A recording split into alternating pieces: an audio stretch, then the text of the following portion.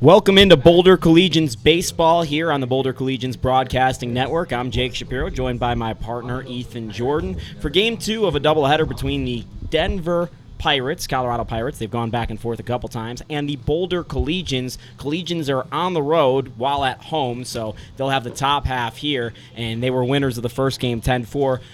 What did you like from that first one, Ethan?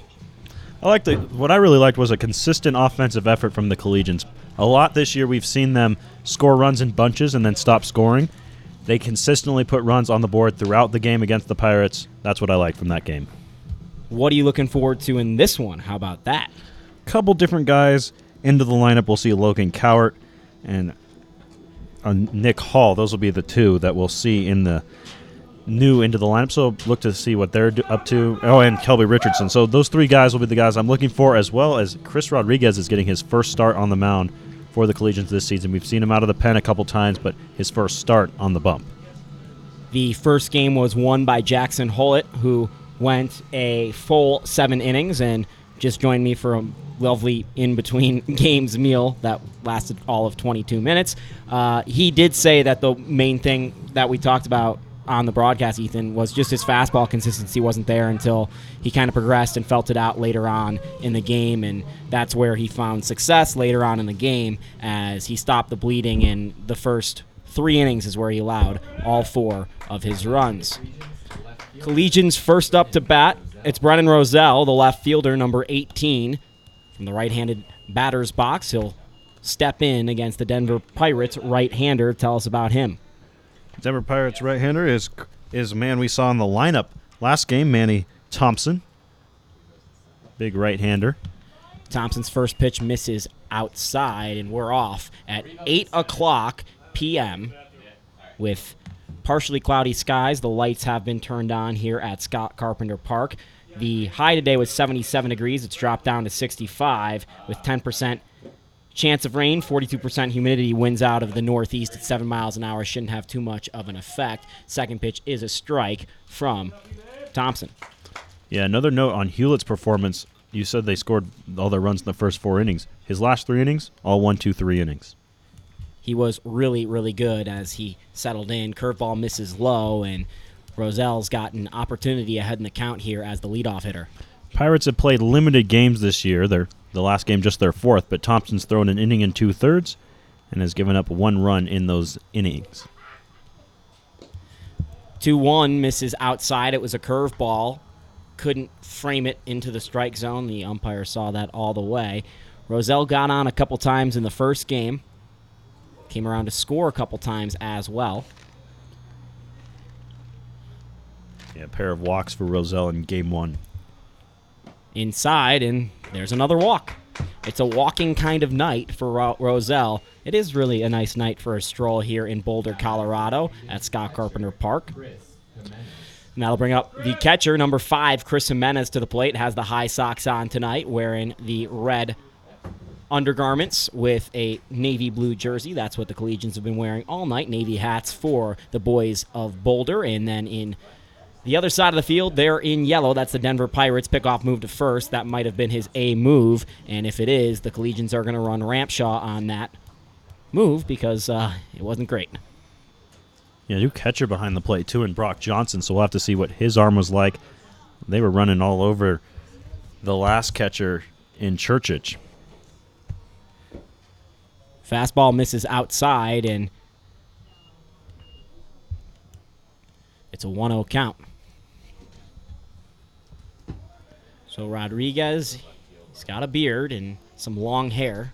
A lot of players in baseball continue to go with this, or Thompson, I'm sorry. Got Jimenez at the plate and Thompson on the mound. That pitch misses, and it's 2-0. Yeah, Thompson making the look of many baseball players nowadays. Especially pitchers. I've seen a lot of pitchers go to the kind of the, I don't know what to call it, the outdoorsman look, if you will. Outdoorsman. The Civil War era look. Pickoff moved to first, and I believe it hit Roselle. They keep it right there on the money, and he's back in safe. I think the word to use would be scruffy, but, well. Scruffy sounds like a dog. Yeah. Doesn't sound like the type of hair you wear. 2-0 to Jimenez out of the stretch. Curveball slapped over to right field. Going back is the Pirates right fielder. Getting up and getting out into the scoreboard. Put it on the scoreboard for the Collegians. 2-0 on the Jimenez 2-run blast. And the Collegians are ahead with their first 2 batters. That's got to feel great for Chris Jimenez. He wasn't really finding himself at the plate in his first few at-bats with the Collegians. And there, Fines just launches that one in opposite field, too. Holy cow. The only thing better than a good helmet touch is the elbow cross at the forearm, and Jimenez gets a couple of those, each of from some of his teammates, 2 of each, I should say. If you saw the Bash Brothers documentary, the mockumentary on Netflix, they'll talk about the forearm bash, and that's no better feeling than Jimenez with his blast right there. I believe his first blast of the season, right there, Ethan? That is correct. In fact, Jimenez had only 1 extra base hit to that point, RBI number 8 and 9, as we watch a strike here in on Hunter Hudson. Yeah, it was the 3rd home run on the season for the Collegians in total. One of those belonging to Turner Davis, the other belonging to one Johnny Dowse. Strike there, and finally ahead in the count is Thompson. You could say Thompson is huntering the strike zone. Hunter S. Thompson, I got all 3 in there. Yeah, yeah. Out of the windup, he works, 0-2 count. Going for a fastball away. The 4 spot, as they like to call it. Greg Maddox made a career out of that. He missed a little too far wide, and we'll do it at 1-2. Yeah, that's a pitch. You've got to work close to the strike zone. Because it's a straight pitch, it's easy for Hudson to lay off if he sees it starts outside, that far outside at least. Kicks and deals, 1-2. Slap the other way. That's going to get down in front of the left fielder. Collegians with another base runner. All 3 men to start off the game, and a wide turn from Hunter Hudson as the left fielder juggled the ball. Hudson will stick around on first, and the Collegians with another base runner with no outs here in the top of the first. Yeah, both their hits have come the other way, so this is a good performance from the Collegians in terms of when you look back to the first few games of the season. They're really trying to pull the ball, trying to hit for a lot of power. Of late, you've seen them just trying to work with what they're given on the mound and go the other way. Turner Davis to the plate, right-handed batter. This is a guy who can go the other way for certain. He can go to all fields. This is probably the most fun hitter to watch on the Collegians. It just sounds different coming off this guy's bat. No doubt about it. I was watching his BP session, and I was thinking that exact same thing. And I talked to him after it because he was hitting opposite field during his BP session. I said, well, you told me earlier you like to pull the ball, but you don't really get a chance to do that. He said, well, and I said, but why even worry about it because you hit so well to the opposite field? And he said, well, that's exactly why I hit so well oppo is, I told him when I see a guy coming up to the plate like that, I'm not going to pitch him outside and you do it so well. And he said, well, that's exactly why I always get pitched outside, so I've just tried to adapt and become good at that. 1-0. You don't want to put a fastball in on a burly hitter. I mean, that normally is a recipe for disaster as a pitcher. Right, and Davis is okay with that. He'll just take you opposite field, maybe over the fence even. We saw him hit one that way in the scrimmage to begin the year. Couple pickoff moves to first. Thompson checks the runner, comes set, will hold, delivers 2-0. Curveball, Davis slaps it off himself. It's a foul ball. Yeah, Turner took an 0-for in the first game, so going to kind of break out of his slump here in game number 2. Davis, as you mentioned, has one of the Collegians' home runs on the year.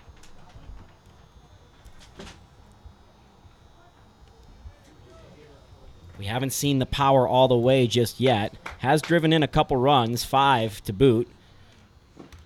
He just misses there on a big cut. And he's tied with Nick Arrivo for the lead on the team in doubles. Yeah, that 995 OPS certainly does play. That places him third on the team behind Roselle and Arrivo. Pickoff move to first. Harsh slide in there on the first base side by Hunter Hudson, but he gets back. I think Hunter Hudson's over there like, you can't pick me off. I know every pickoff move in the book. Hunter Hudson, probably the best pickoff artist out of anyone on the field tonight, and he's not even a pitcher. No, that's got to be right. He's picked off the most guys on the team this year, I can guarantee that. Curveball, ooh. Thompson wanted that one. Umpire said no. Davis will see a full count. Wonder if you send Hunter Hudson here, 3-2 count. with no one out, I don't know. Hudson runs okay for a catcher. We've seen him steal a base, I believe. Haven't we? I'm not sure. I wouldn't be shocked. Curveball over to the shortstop in a diving play. Can't make it at second. Over to first, not in time on the long hop. And Hudson will move up to third on the throwing error. So that was a really, really tough play. Probably an infield hit for Turner Davis on a ball that, had the shortstop been playing in his normal spot, is a ground out, but he had to shade up the middle with the double play in order, and instead of getting one out, he got zero while he was going for two. Well, Wojtolka had to do a barrel roll over there at shortstop. He grabbed on the back end, spun around in a barrel roll on the ground, then tried to get up and throw out Davis. But had that ball been dug out, it might have been in time to nab Turner, but in the dirt. So first and third, and still nobody out. So still nobody out. As you said, the first four guys have all reached for the Collegians, already a 2-0 lead. Fastball dots the outside, strike one on the Collegians' left-handed batter, number 2, Connor Koseka. Yeah, for Connor this year, just trying to figure things out offensively. Did have a knock in that first game. But Kosteka, much better hitter than he's shown with the Collegians thus far. Kosteka check swings, holds on a ball in the dirt. And we'll see first and third still here. An action count 1-1. Probably not too much with Hudson and Davis, two corner infielders / catchers on the base paths on each corner. Thompson's 1-1. No worry about the runners. That misses outside as he's trying to within the strike zone. That's not a word. Widen the strike zone.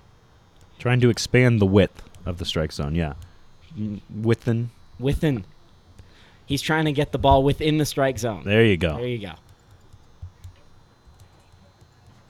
So 2-1. He looks at his sign. There's no doubts about this one. Comes set. Doesn't check the runner. Davis gets a good break off first. Holds there. Ball misses away. And it's 3-1. For Kosteka, it's interesting to see him struggle offensively here because he finished the season red hot. 15 for 22 to end the regular season at Biola College. Mentioned it earlier, Pac West second team member.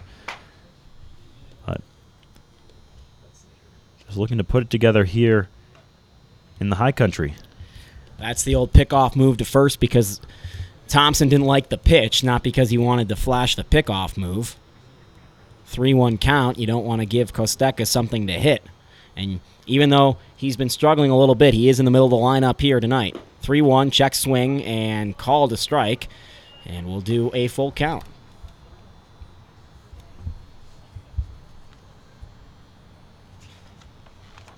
Starting to get a little chilly in Boulder. Collegians offense not chilly by any means here to start the game. And they're starting off quickly as they did in the first game. 3-2. Curveball right back up the middle, past the second baseman. That's going to bring Hudson home. Davis stops at second. An RBI single for Koseka, and the Collegians make it 3-0. Good work by Kosteka just to stay on a pitch that was a little bit low in the zone and just punch it right back up the middle. That's a tough pitch, 3-2.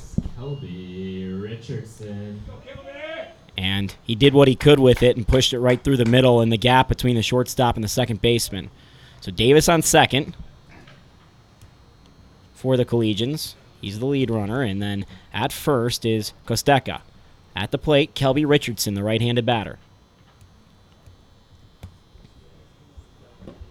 First pitch misses. Yeah, Kelby getting the start here in the second game after taking the first game off.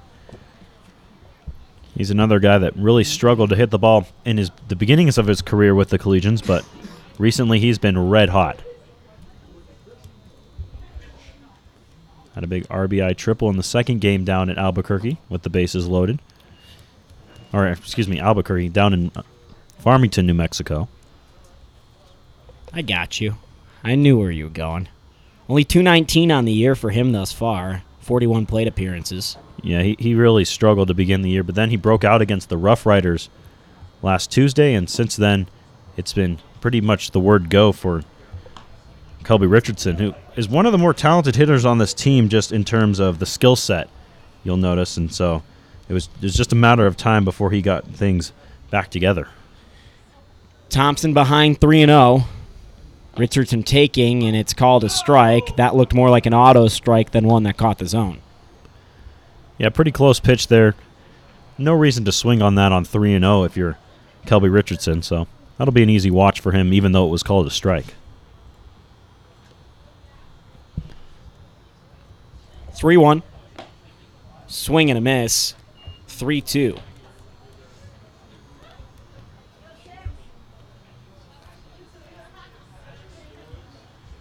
Yeah, including that Rough Riders game, and since then, he's hitting over 300 for Kelby Richardson, so good news for him. Still no outs in the first. Slapped over to the third base side. To second for one. In time. On to first. Not in time. Scored a fielder's choice. And the first out is recorded by the Pirates. But Richardson does move up the lead runner to third on the ground out. And the Collegians still threatening here in the top of the first. Brings up Nick Hall. Hall, another guy getting the start here tonight despite not playing last game.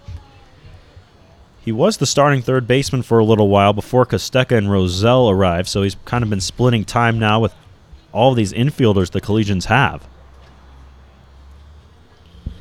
First pitch misses, and Thompson continues to struggle to find the strike zone. He's been behind to every single batter but one thus far.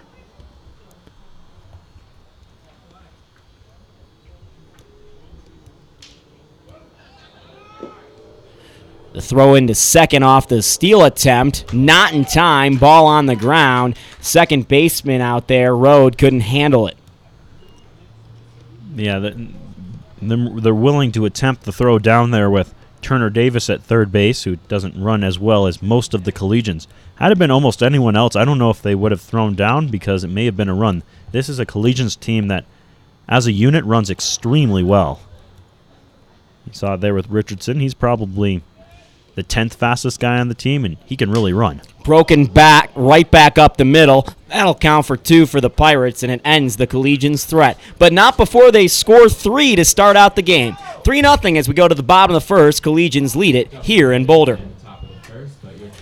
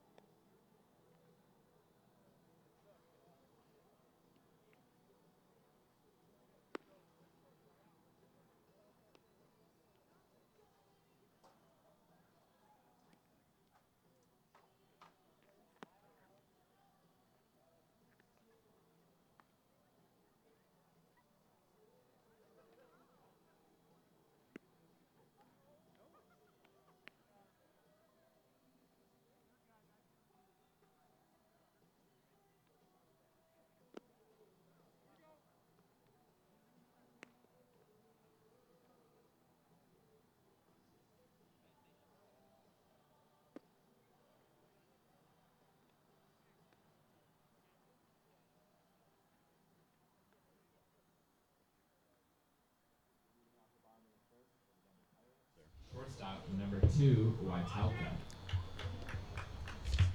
So the Collegians are in the field for the bottom of the first. The Pirates come to bat. You've seen this guy pitch on the mound, Ethan. Yeah. Tell the audience about him. It seems like a while, and it has been since I've seen Chris Rodriguez on the mound. He hasn't pitched for over a week, his last appearance coming at game day. And for Rodriguez, as he fires in a strike, it's the numbers don't really show the talent on the mound. I think he's rocking right now a 15 ERA, which is not ideal. In his first appearance against the Denver Browns, he got 2 quick outs really efficiently, and you're like, oh, who is this guy? And he was topping 88 too. Right. No, and he got the first 2 guys easily. Like, the pitches looked good, and then just couldn't get that second out. And then against Game Day, he threw 2 innings. The first one, he just breezed through, and then got in some trouble. Maybe only a 1-inning guy is Rodriguez, but getting the start here tonight. And that's a 3-pitch strikeout to start the game. That's about as easy as it can be. Yeah, you'll see the power fastball has a nice slider to mix in with that as well. So, Yo, Jackson. Just going to be a matter of keeping things consistent for Chris Rodriguez, of getting batters out. The problems came for him because of the free passes. He gave up 2 walks with 2 outs in that first game against the Browns. Only the 1 walk that came in the second inning against Game Day. So. First pitch here, strike, and all 4 pitches to start the game have been strikes, topping at 88 just like he did against the Denver Browns. He's hit 87 a couple times on the radar readings, according to our gun just below us. 0-1 count here. Curveball, that's called a strike. Make it 5 in a row by Rodriguez to start the game. This right now against the Pirates right fielder.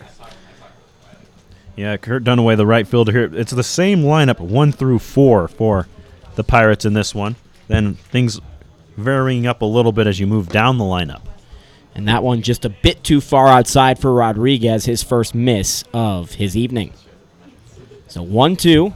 Already with a strikeout on the board, Rodriguez menacingly looks in at his catcher, giving the signs all around towards the right-handed batter. 1-2. Curveball slapped the other way, and that's a pretty lucky hit there, just over the right field side, and that falls in beneath the right fielder for a hit, and Rodriguez upset with himself because he left that breaking pitch just a bit too much over the plate. It wasn't a terrible pitch from Rodriguez. You said it just a little higher than he wanted to leave that one right around the knees. But Dunaway was fooled on it. He just reached the bat out and said a prayer, and it was answered. So this brings up Churchich. He caught the first game, DHing now. Yeah, took an 0 for 3, did EJ in that first one. And there he takes ball 1.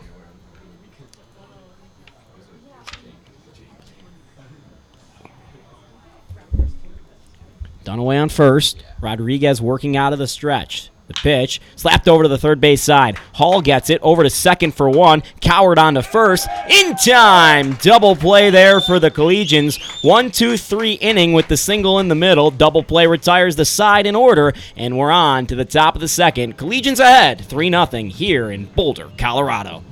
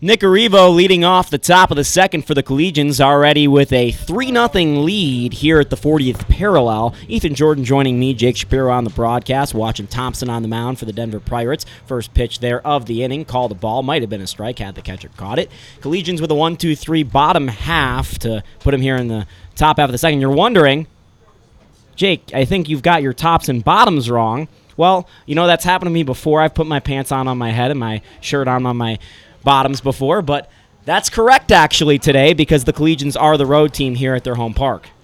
Yeah, they chose to wear the white pants anyway, and why not? Those were the ones that were clean because they haven't played a home game since last Saturday. And that's what you should do, and I really like it. It's a statement, wearing white pants on the road. You see this in the UCLA-USC football game every year. No matter where that game's played, both teams wear their home uniforms. Thompson's 1-1, misses away. And no matter what uniform Nick Arrivo is wearing, it doesn't matter. He went 3 for 3 in this first game. He's hitting .457 this year. He has been just absolutely electric. Leads this team in doubles, tied with Turner Davis in that regard.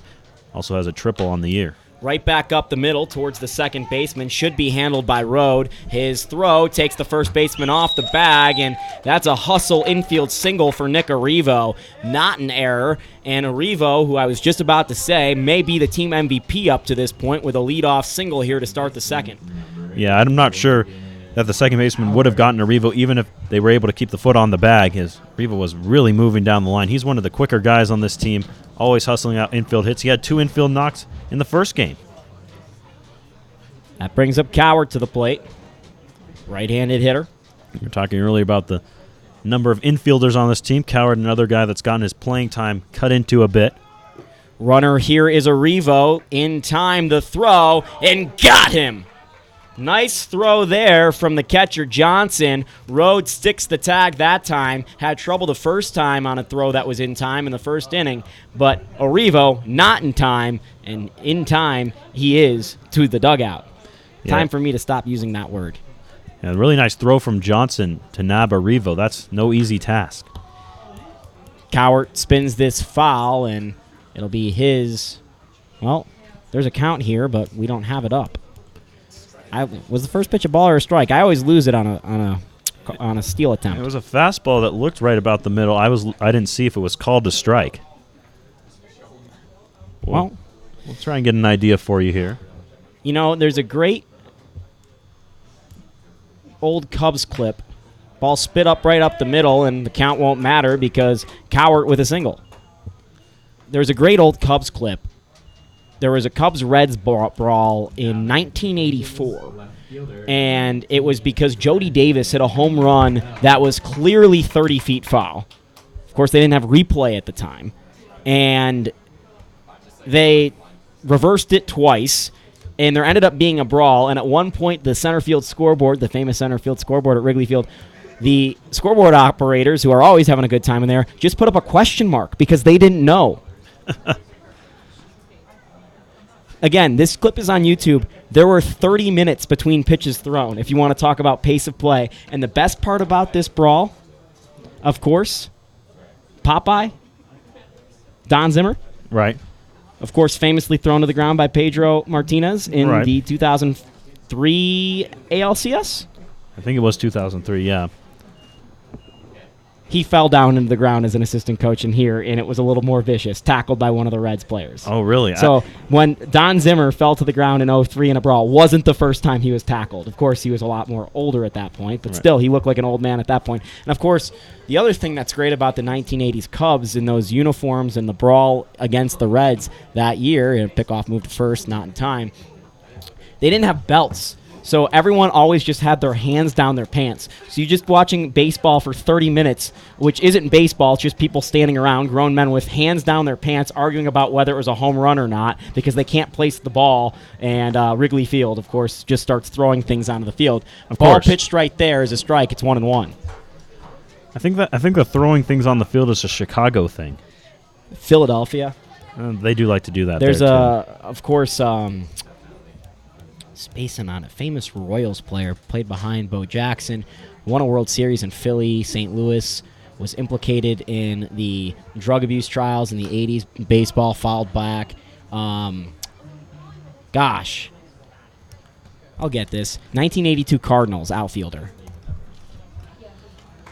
To the internet we go. 1-2 count here. Thompson looking in at his catcher. 1 out, runner on first. Collegians looking to add on.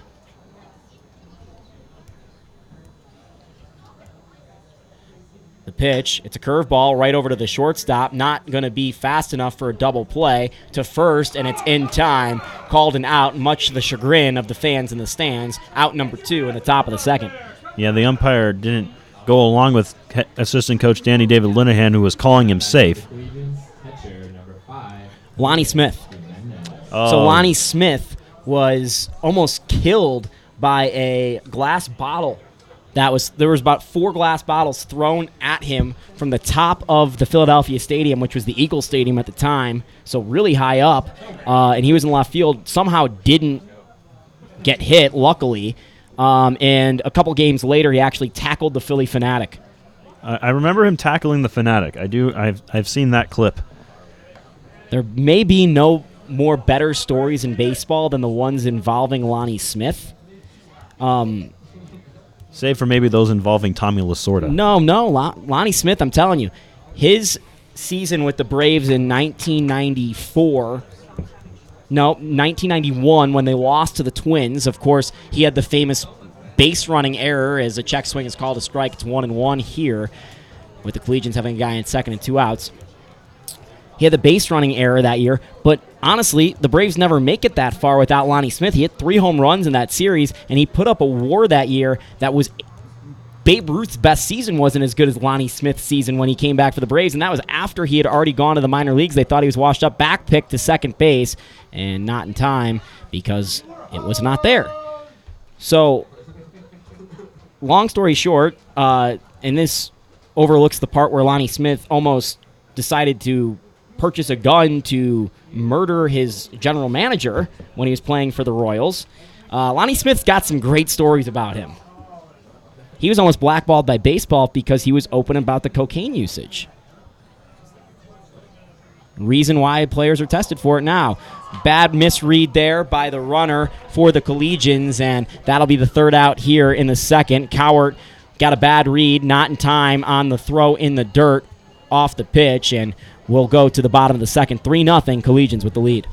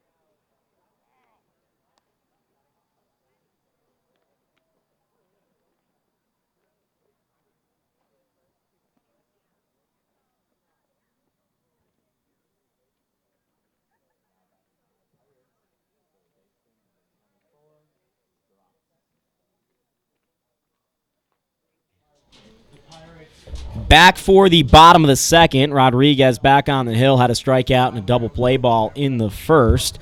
Stroats at the bat for the Pirates, swings and misses at the first pitch.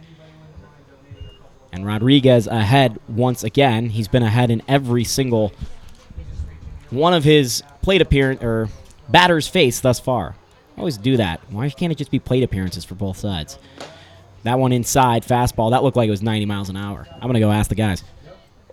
He can touch 90, so we've heard.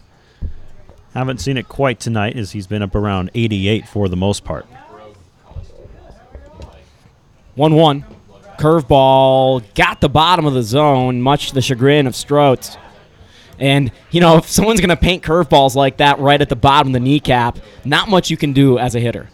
No, even if you make contact with that, that's right to the third baseman, Nick Hall, and an easy ground out. Rodriguez is 1-2, and curveball just caught too much of the inside, and he'll have to go for a strikeout one more time. Yeah, Stroats just hopping out of the way of the breaking ball.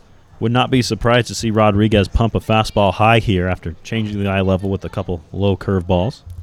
2-2. Missed outside. And he went with the fastball, but tried to work it low and outside on that corner. His host family here. Good to see that, by the way.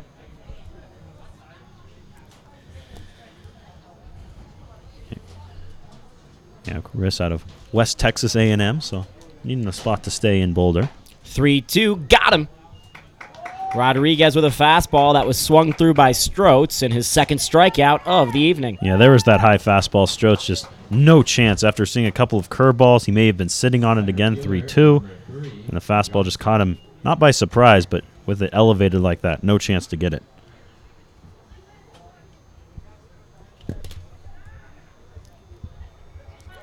From the windup, kicks and deals. Fastball right there again. A high, hard heater, and Johnson swings through and misses that.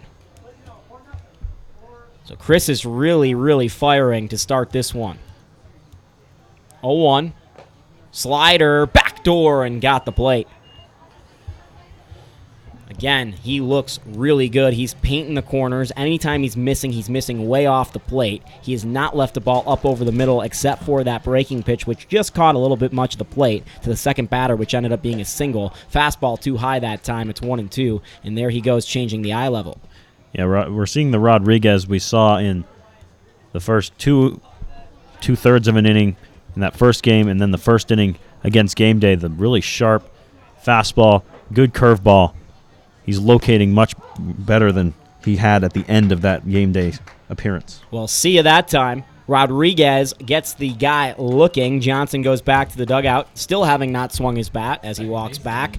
And Rodriguez with his third strikeout of the evening, second of the inning, looking for the 1-2-3 inning of all Ks. Rodriguez gets a drag bunt attempt from the batter Rode. Second baseman hit a home run in the first game of the doubleheader in which the Collegians won 10-4. It was a solo blast.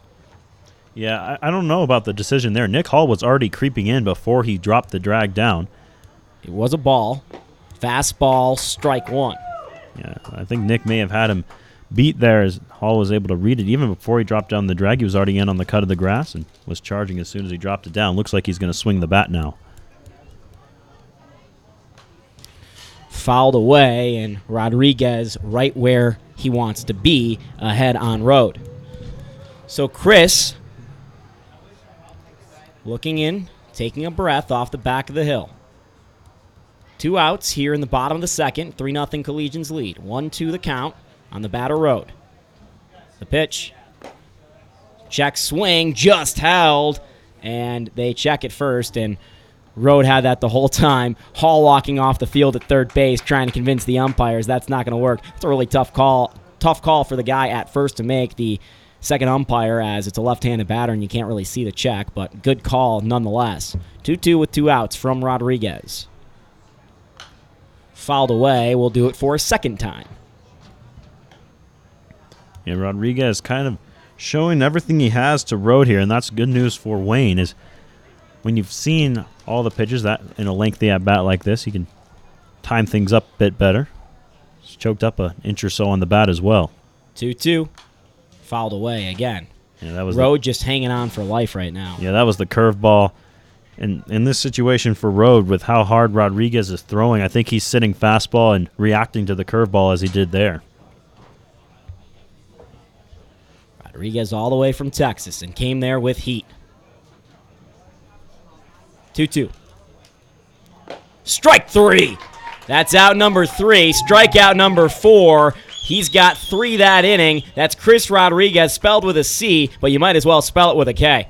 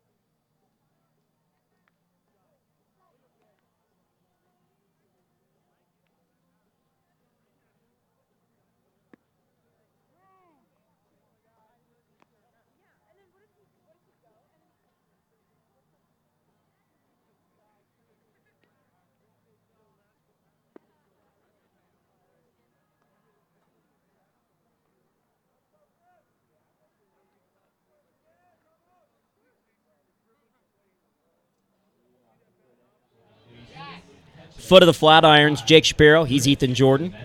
Boulder Collegians with a 3-0 lead over the Colorado Pirates, playing a road game at their home field. Thompson on the mound for his third inning of work. And strike one on the batter, Jimenez. Jimenez, the first time up for the Collegians, hit a home run. It was a 2-run shot that hit the scoreboard in right field.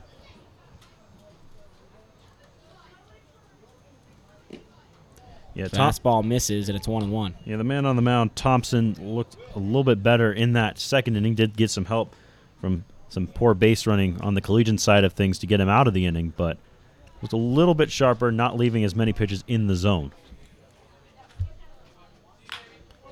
Right back up the middle. Shortstop should handle it across the diamond, and that's out number 1.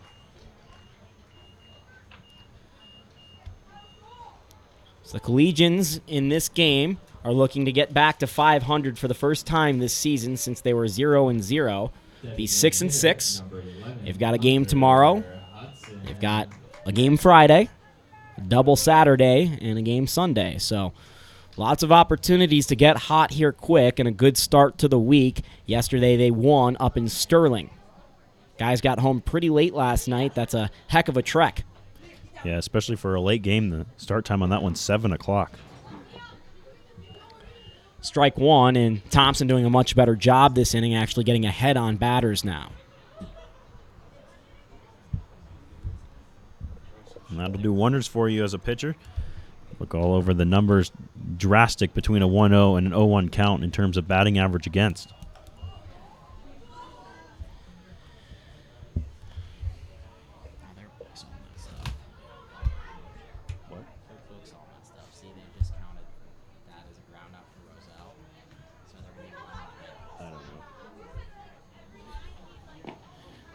Ball misses, and it's 2-1.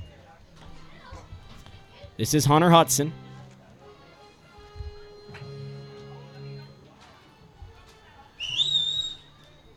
Hudson swinging it from the left side here against the righty. No, that's clean. He did ground out. Then Jimenez came up and didn't actually take it at bat. So Roselle just grounded out? What? That was Jimenez who just grounded out. They haven't put it in yet. Roselle did ground out in the second. I don't know what this is. Oh, yeah, they are jacked. You're right. I see what you're saying. That's jacked. 3-1 on Hunter Hudson. One of the power hitters for the Collegians. Inside, that misses, and he'll go to first with a walk. First baseman, number 25, Turner. What? Davis. Maybe. I don't know. It's no bueno. And our guys aren't just right.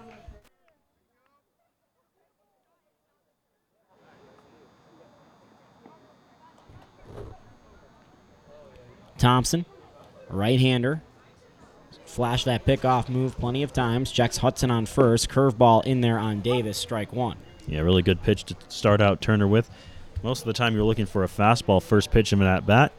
And to have one dropped in on you like that can be really tough to pull the trigger.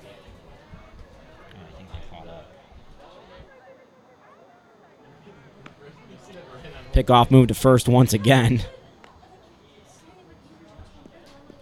And we're back on track, Ethan, over here. Me and Ethan dealing with everything you can possibly deal with.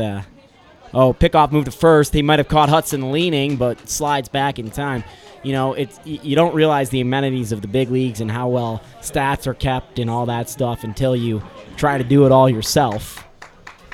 And running a whole department here where we're tracking everything for the Collegians, sometimes things get lost, and you're just trying to keep everyone on top of their game, just like the coaches are with their players.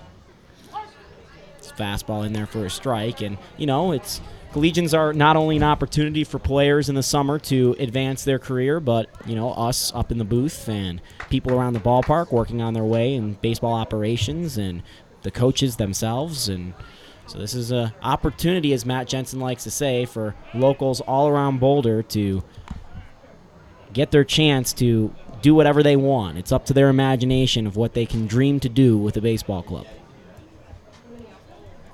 3-0 Collegians. We're 1 out, top of the third. 2 strikes on Turner Davis. Pitch outside and high. Davis watches a ball. Yeah, Turner legged out an infield single back in the first. Looking to try and square one up here. Seems like it's been a little while since he's done that. Trying to get the bat head out in front. Thompson comes set. 1-2 pitch. Fastball framed and not well enough. They'll have to reframe that picture. Well, and there's some pitches that you don't want to frame, and that was probably one of them. Yes. If it's there close, are some pictures you don't want to frame, just like my probably latest selfie in my phone. I saw one on Snapchat earlier this morning. I don't know. Maybe that one was a frame. You have the sunrise behind you. That might be a frameable one. 2-2, ball outside. I didn't think I looked in the best shape, but the picture was certainly pretty behind me. No. You know, early morning jog. Had to get it in, Ethan. Right. You know, you got to let the people know what you're up at 6 a.m. What was it? Something like that? Yeah, you know, early riser. Trying to get in shape for the Rapids Media Cup. Legitimately. Ooh. Yeah. Thompson, full count, 1 out. Pitch, it's in the dirt. Back-to-back walk surrendered by Thompson. That'll bring the Collegians' number 5 hitter, Connor Koseka, to the plate. He had a single in his first at-bat.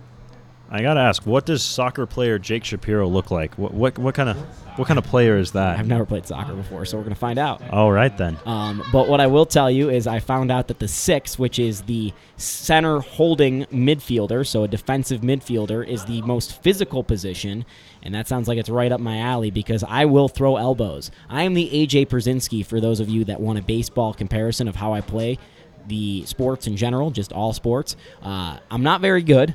But you don't want me playing against you. You definitely want me on your team because I will make life hard. And I'm a good teammate. But I'm not very good. And we just low-key threw A.J. Przinsky under the bus here. But you're not wrong. He took the second worst punch in third.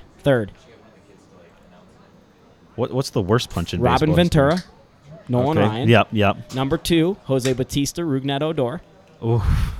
And then A.J. Przinsky, Michael Barrett. Yeah, That's my top 3. You know what a low-key guy who got wrecked was in a fight? George Bell, I believe back in the 80s, charged the mound. The pitch, it's in the dirt, and Thompson can't locate the strike zone. And I don't remember who the pitcher was, but he matrixed his pitch, and then the first baseman just comes out side of the screen and just destroys George Bell. I think I've seen this. You know, Bryce Harper throwing his helmet in that Giants Nationals brawl was something. You know, Michael Morse's career... Not something good. You know, Michael Morse's career ended because of that brawl. Yeah. Yeah. Shame because he had the best walk-up song, or one of them in baseball. You know what he came out to? Don't remember. 1-0, Thompson checks the runner, kicks and deals.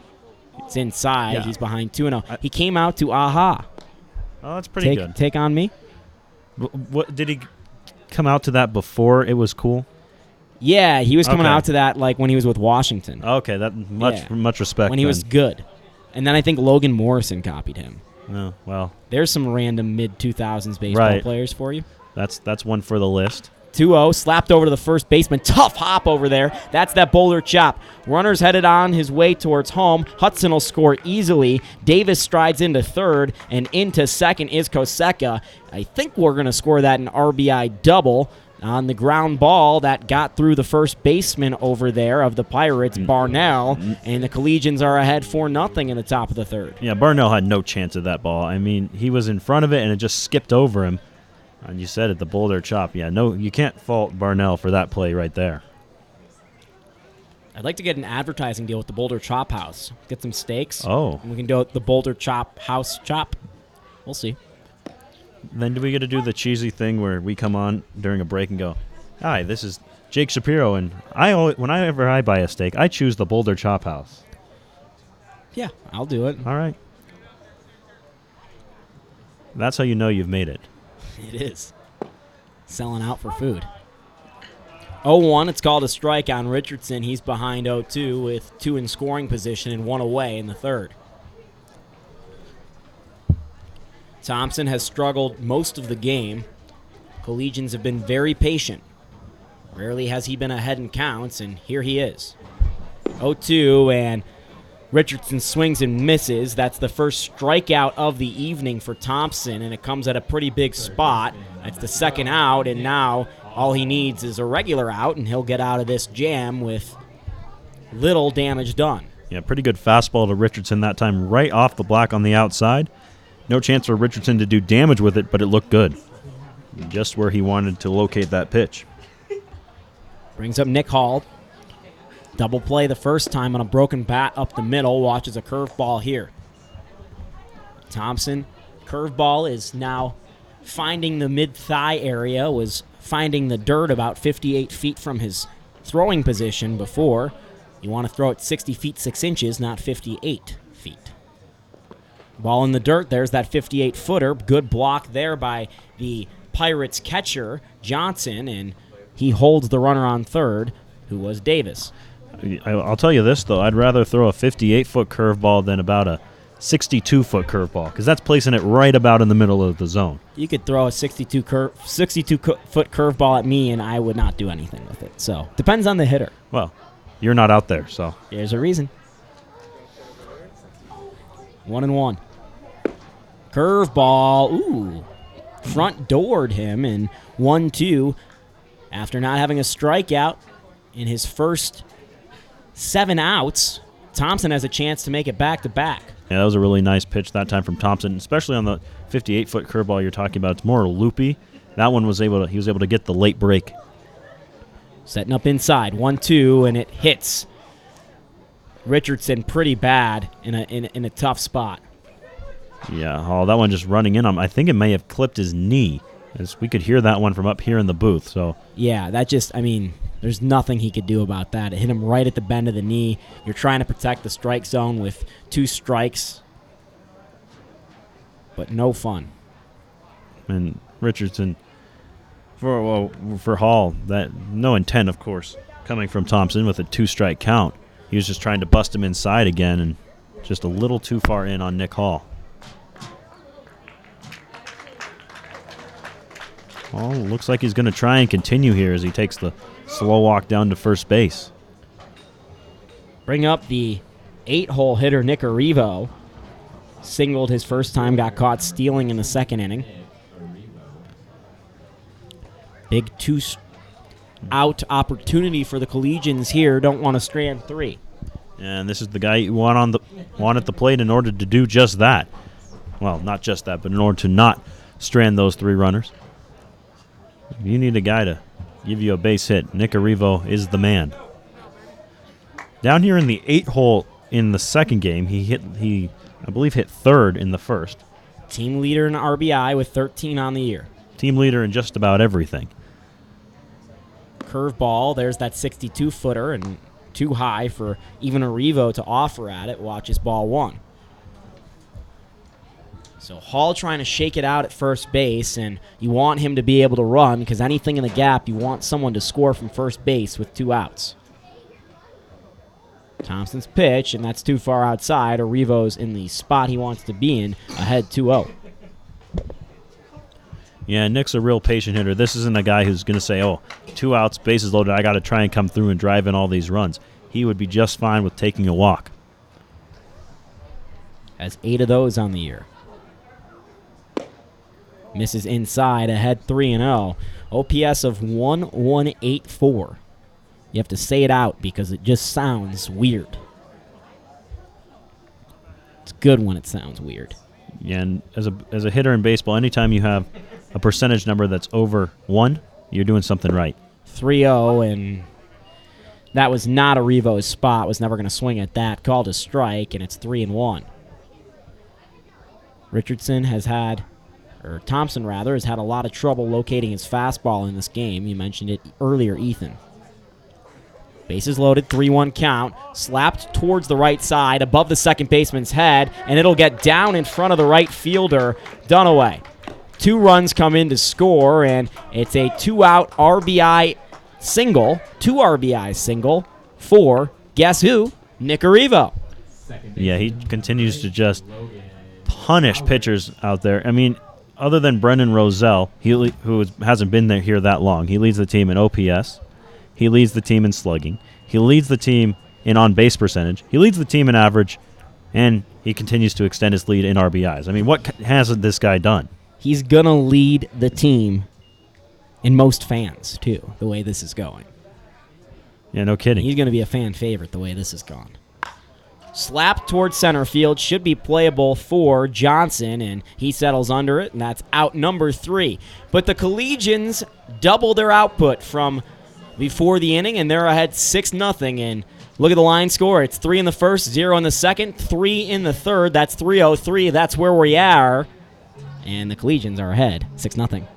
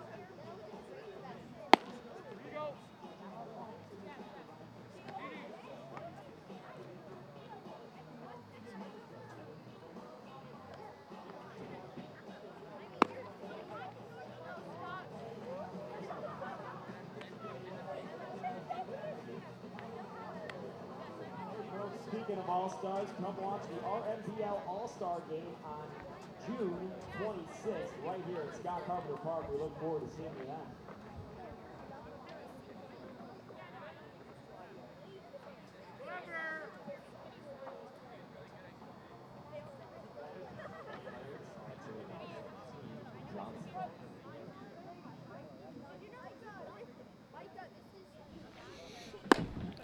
So Rodriguez back out for his 3rd inning of work with the Collegians ahead 6-0. Rodriguez has been dealing for the Collegians thus far, has just surrendered 1 hit, has 4 strikeouts to his name as well as a double play. Already with another fastball there, has dashed a really nice fastball thus far, Ethan. Yeah, the fastball has been electric from Rodriguez. We've always seen the velocity from him, but he's been much sharper with his command of the fastball. And adding in that curveball even gives a couple miles per hour in terms of how the hitter sees it to the quick pitch. He's got a really tight and almost short arm approach to the way he pitches, too. So you talk about the difference in speed between the fastball and curveball, which is there, and that's hard to do at this age. 2-1 pitch here. Curveball, and didn't get it where he wanted, but still got it on the strike zone. Front door curveball, 2-2. But that short arm motion makes that 89, 88 mile an hour fastball look 92 or 93. And add the curveball, and you're thinking 94 as a hitter. 2-2, no outs in the 4th. Up the middle, and that'll be the 2nd hit surrendered for Rodriguez. This time it's Johnson that gets him, and it's a leadoff single to start the bottom of the 3rd. And this is exactly what you want if you're the Pirates, down by 6. And the leadoff man is the quickest way to try and chip into this lead. Just having surrendered 3 runs, especially, you want to get something going. especially if you can produce that out of the bottom of your order here with 7, 8, and 9. The first guy's up in the inning. Rodriguez looks in. Last time he worked out of the stretch, it was an immediate double play. First ball there is a fastball that misses high and away, and sometimes for a guy that gets rolling in the windup, not the easiest thing to do to come in towards the stretch. But Rodriguez looks to be locked in just generally tonight. The hitter's Barnell. He's ahead 2-0. Yeah, the fastball just not quite the same out of the stretch for Rodriguez. Going to try and tighten that up. Looks like his arm almost trails behind. And which is interesting because, again, his arm motion is so short, you wouldn't think that would ever be a problem with him having the arm slot be behind, and now the Collegians bullpen looks like it's about to start to get warm. Eddie Toledo, a pitching guru, probably has noticed something out there. 3-0, and that's inside, and Rodriguez has surrendered his first walk, and this is his first true hiccup thus far. Well, the thing you notice with Rodriguez, you talked about the arm lagging, but on top of that, his motion changes in terms of his arm slot and how he throws, at least the fastball that we've seen so far. And I wonder if that's what pitching coach is going to come on and talk to him about here in Mark Goodman, because you don't want to see the arm angle change. You don't want to see it change because then you get the inconsistency like you saw with that walk. So you got to wonder if Goody's bringing that up, saying, hey, find that slot again. Yeah, this is definitely a mechanics meeting. Always good to go visit your local mechanics. And speaking of mechanics, if we were sponsored by one, this is where the spot would be. Yeah, that's a pretty nice one. Yeah. There you go. I want to hear Matt Jensen's radio voice in all of our spots. Ooh, yeah. Have you heard his radio voice? I have. It's a lot. Yeah, he recorded one of the spots that we haven't used yet. He recorded one of those. It's a lot. So runners on first and second. Infield flies in order. That's what the umpires were signaling towards each other. You always want to be on the same page. Rodriguez, fastball inside, has not thrown a strike in quite some time now. Hunter, the hitter. And we saw Hunter on to pitch the 7th inning. Worked a clean 7th inning for these Pirates in the first game. Fastball, and it's a strike. His teammates get excited because it's been a while. Yeah, that's his first fastball or first strike out of the stretch.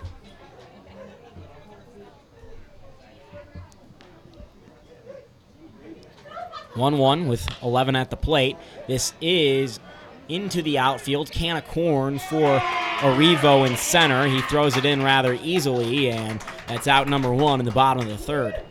Yeah, Arrivo playing center, I think, for the first time this season, unless he played it in Sterling. Have to double check on that, but other than that, he's been in left field.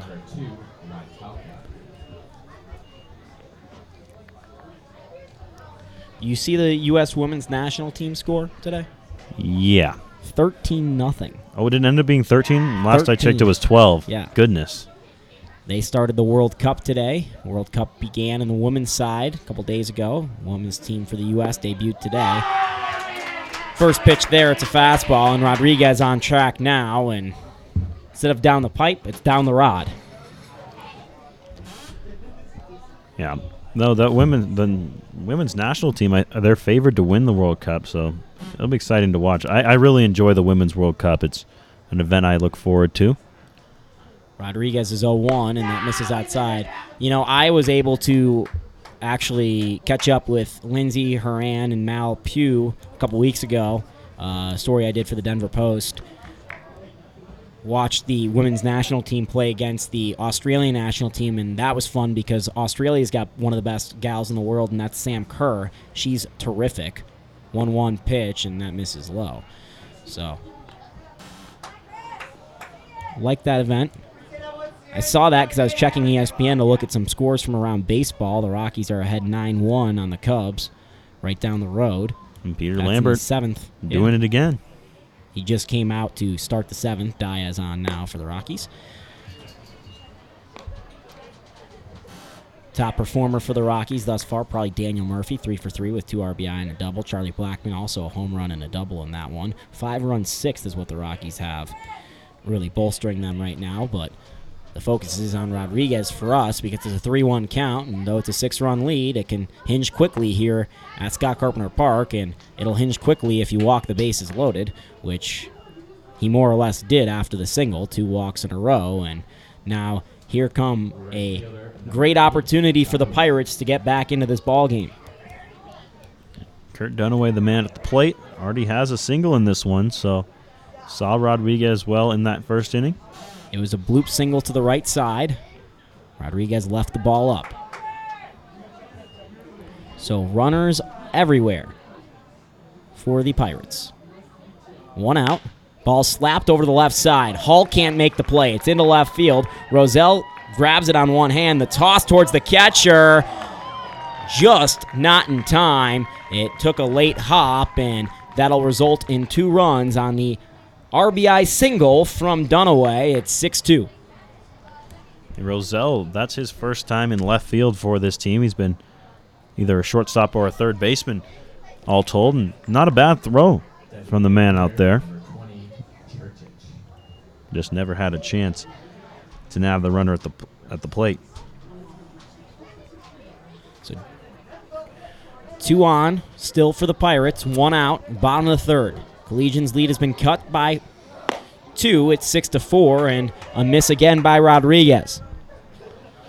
Maybe the Collegian staff is finding out what we suspected, which is Rodriguez might be a sprint guy, not a marathon guy. Well, I wonder if it's even so much that as it is, can he not pitch out of the stretch? I mean, that's where the trouble has come in. And thinking back to the 2 appearances he's made, it's once a runner has gotten on, things have totally unwound for him. Curveball was nicely put. It's been the fastball that's been the concern out of the stretch. And that's why he keeps going curveball here. They keep calling it. That's not where you make your bread and butter, though, as a pitcher. Yeah, the curveball just isn't as effective without a good fastball. So it's 2-1 on the batter, Churchich. DHing caught game 1. That's low, and he's behind 3-1. Already has surrendered 2 walks in this inning. I think this will be his last batter. The Collegians' bullpen is up and ready, and all of their coaches are at the edge of the dugout now standing. 3-1, 1 out. Runners on first and second. Ball misses. Oh. I thought what Churchich thought, and I thought that ball missed inside, but apparently it caught the black, and a blessing for Rodriguez as he has an opportunity now for his 5th strikeout. Only 3 hits for the Pirates. Rodriguez comes sets. 3-2. Outside, and this time Churchich gets the call. And yeah, here comes Goody. And that'll end Rodriguez's day. Yeah. So he goes 2 1/3 innings. And it will be Trent Halfka coming in. Yeah, Trent. Is that who you're pointing at? Yeah, Trent Lafka. He had a nice appearance down in Farmington. Did Trent? So the big righty will come on.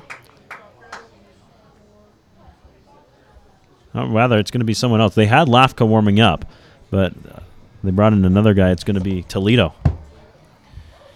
So Eddie goes to his son. It's a straight change for the Collegians with the DH available.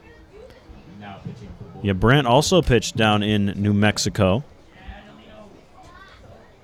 And he worked a number of innings down in Farmington.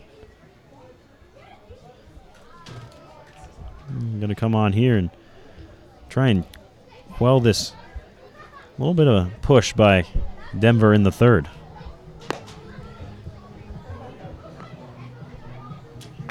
Yeah, Brandt down in Farmington. 2 2/3 innings pitched.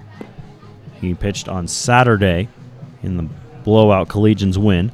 But he went 2 2/3, gave up 2 hits, 2 runs, but none of them were earned. Also recorded 4 strikeouts, so good appearance on the mound. For Brandt, hasn't surrendered a run this year. Also pitched against the Denver Browns inning of work then. So 3 2/3 innings all told for the younger Toledo.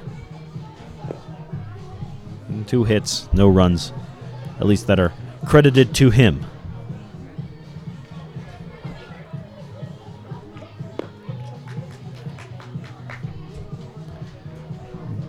Big right-hander, doesn't throw particularly hard.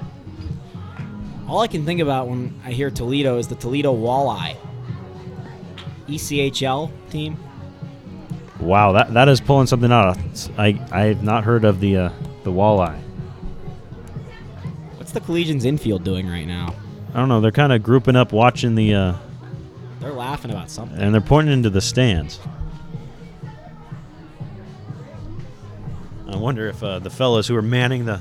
Coward's dying out there, man. I gotta wonder if the fellas who are manning the radar gun are hamming it up a little bit. And they're laughing down there too. That's got to be it. I don't know what they did. They're looking at the row in front of the radar gun crew. Yeah. So we've got one out. Bases are loaded, and that brings out the Pirates' Strotz to the plate. Toledo on for the Collegians. Big right-hander in a big spot.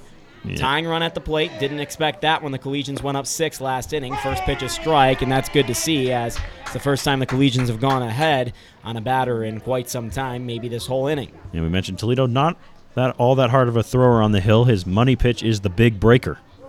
Vitolka on third, Dunaway on second, Churchich on first. 0-1, 1 out. That misses in the dirt. Great block there by the Collegian catcher, Chris Jimenez. Yeah, and all of a sudden, she mentioned the tying runs at the plate. Yes. So it's still a 4-run lead, but the Collegians letting Denver kind of work themselves back into this ball game. And despite the 10-4 score, it was actually a come-from-behind win in Game 1 for the Collegians. 1-1. And slapped over towards the right side of the infield and purposely dropped, and a... Should be an infield fly, correct? Well, it shouldn't be an infield fly because you can't retroactively do that. Right. But you can retroactively call a purposeful drop. Heads-up play there by Coward to try and trick the umpire either way. Tried to drop the fly ball to get the double play because there was no infield fly drawn. And instead, the umpire said, no, it should have been an out. You can't purposely drop the ball in baseball. So 2 outs, bases loaded, and a confusing call nonetheless. You score at P4 in your book, pop out to 4, the second baseman. Toledo now looks on, got the out pretty quick, the second out that is, and looking for number 3, with number 3 at the plate for the Denver Pirates, and that's Johnson, the center fielder, who struck out looking his first time.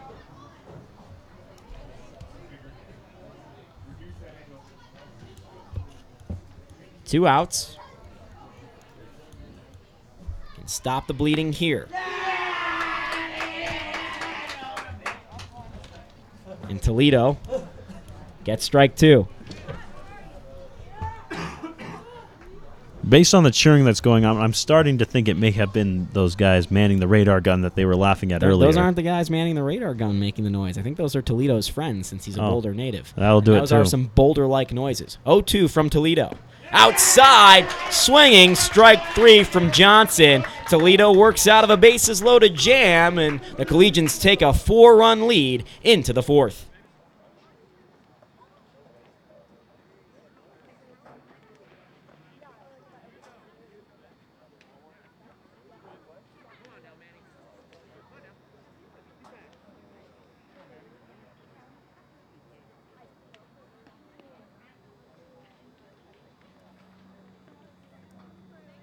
All right, hello everybody. Today we are going to be doing a wheelbarrow race with all these fun guys over here. So what they're going to do is on the grass, start it and race all the way down to the end of the grass over here. We're keeping it on the grass to preserve palms, for the safety of their own palms. All right, everybody, line up. And also, the winning team, each member of the team gets a pack of Big League Chew. All right, guys, get ready. Set, go. Here we go, here we go. We have a leader, we're catching up. Ooh, ooh, uh-oh. Okay, everybody calm down here. So I saw whichever team front of the others. What? Yes. Yes, that's true. Which team was not farthest to, all right, there you go. What are your names? Simon, John. All right. Congratulations to Simon and John. Way to go, guys. Video review, Simon and John did win. Thank you, Lily.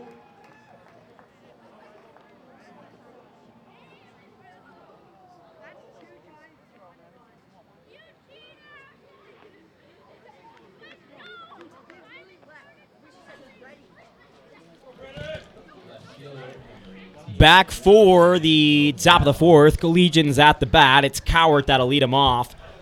He's facing Thompson, who's out there for his fourth inning of work. Cowart was 1 for 1 on the night, singled and was stranded between second and third because he got caught stealing. This time he's stranded with a ball between first and second. Oh, I'm sorry. I knew I was going to do that. I changed my book just to avoid doing that. That was the Collegians' first batter, Brandon Roselle.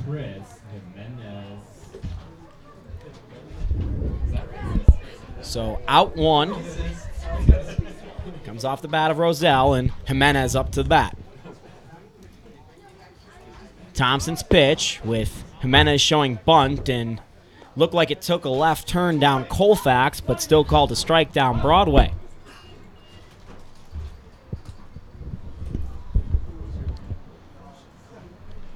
Thompson's 0-1. Fastball, strike 2. Jimenez runs pretty well for a catcher, so not a bad idea. Guy's lolling a little bit with the backstop at the plate, but couldn't get it down.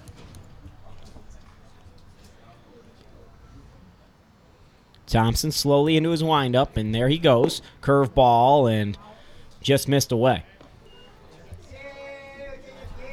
Come sail me away, Thompson says, and he'll try it again.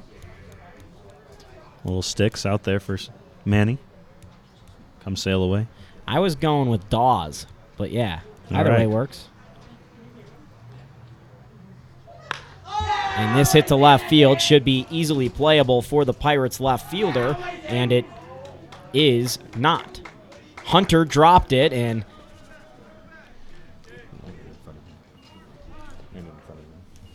Hunter saw it land in front of him, and it's a single for Jimenez. Yeah, Hunter just got a really bad read on that one. He started back, slipped a little bit in the grass out there, and then saw it just fall in front of him. I always tell you, Ethan, that left field is a nightmare.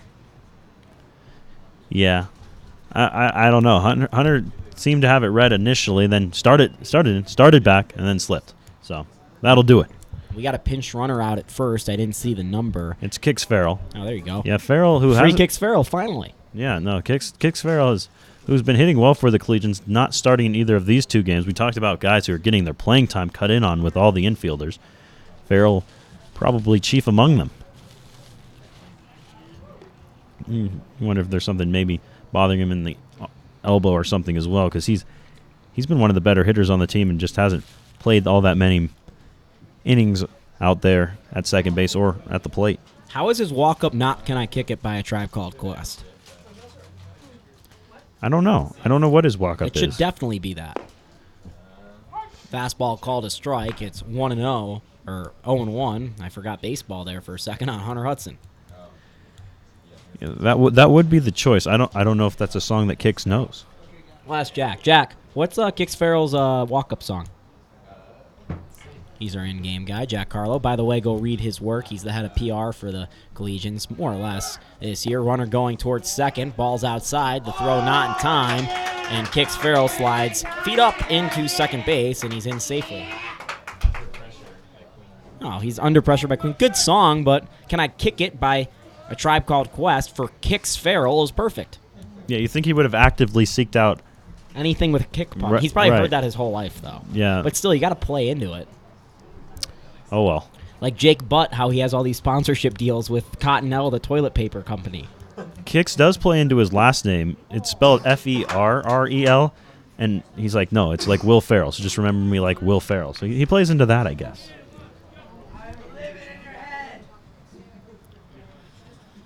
So the batter's Hunter Hudson. 11 on his back, number 1 in your heart. That's what he likes to think. Runner on second is Farrell. getting a small lead off second. Curveball by Thompson. Missed far away into the right-handed batter's box against this left-handed batter. It's too bad our statistics don't have splits. I'd be curious to see Hunter Hudson's splits hitting lefty and hitting righty, because I think he's hit better on the left-handed side, despite being a natural righty. See very few switch hitters that are naturally right-handed. Ball in the dirt, and that's a walk for Hunter Hudson. So that brings up Turner Davis. Walked last time, reached on an error as well.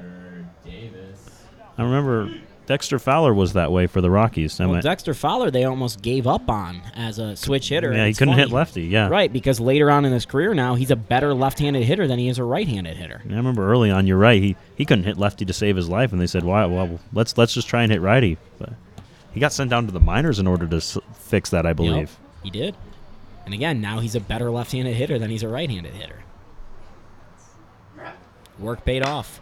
Smacked into left field. That one's deep. It'll get down in the gap between Hunter and Johnson. One's going to score for sure as Davis strides into second with a double. Here comes another one. It's a 2-run double for Turner Davis. Smacked that into the left center gap, and it's 8-2 Collegians in the top of the fourth. I remember how, I think it was you, Jake, who mentioned in the first game after going 0 for in that game, he was going to go 5 for 5 in this one. Well, he hasn't quite gone 5 for 5, but he has been on base three out of 3 times.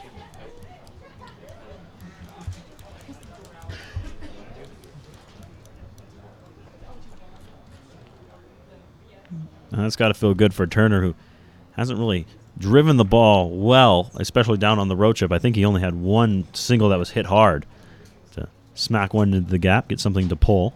Brings up the shortstop, Koseka. Koseka with a reach on an error and a single in this one. Legions won game 1, 10-4. They're ahead 8-2 in the fourth.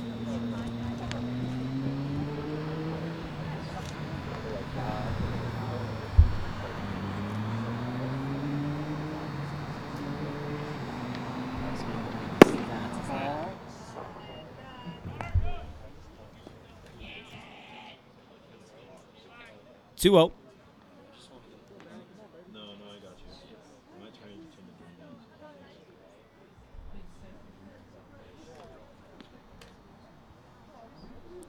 One out, top of the fourth. 2 already in for the Collegians. That's a called strike. Not a pitch he was going to hit. Not on 2-0 especially. He was going to leave his bat right on his shoulder.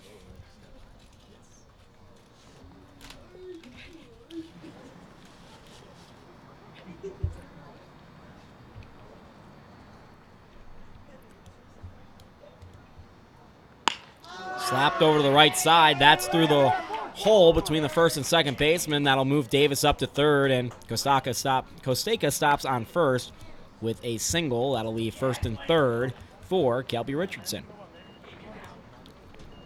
Yeah, big chance for Kelby here.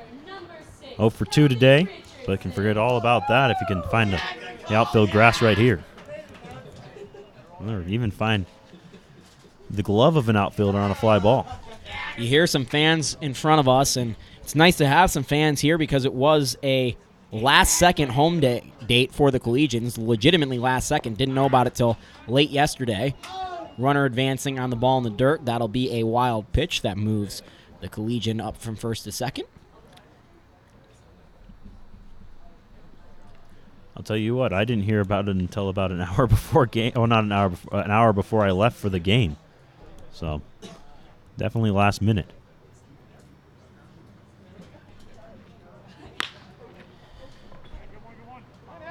Towards the shortstop. That's an RBI on the ground out. Collegians will trade the run for the out at this point, and it's 9-2. What did you just say? You didn't know about the game until an hour before today? Not an hour before. An hour before I left for the game, I didn't know it was here in Boulder. Oh, nice. No one let me know. So that was a pleasant surprise for you. Actually, the field that was supposed to be played at was closer to my house, but it's always nice to be at home. Even when you're on the road. Right. What are we reviewing here? I'm not entirely sure. Were they saying perhaps Richardson was safe at first? They thought he pulled his foot at first. Check with the home plate umpire. Maybe had the angle on it. They say he didn't.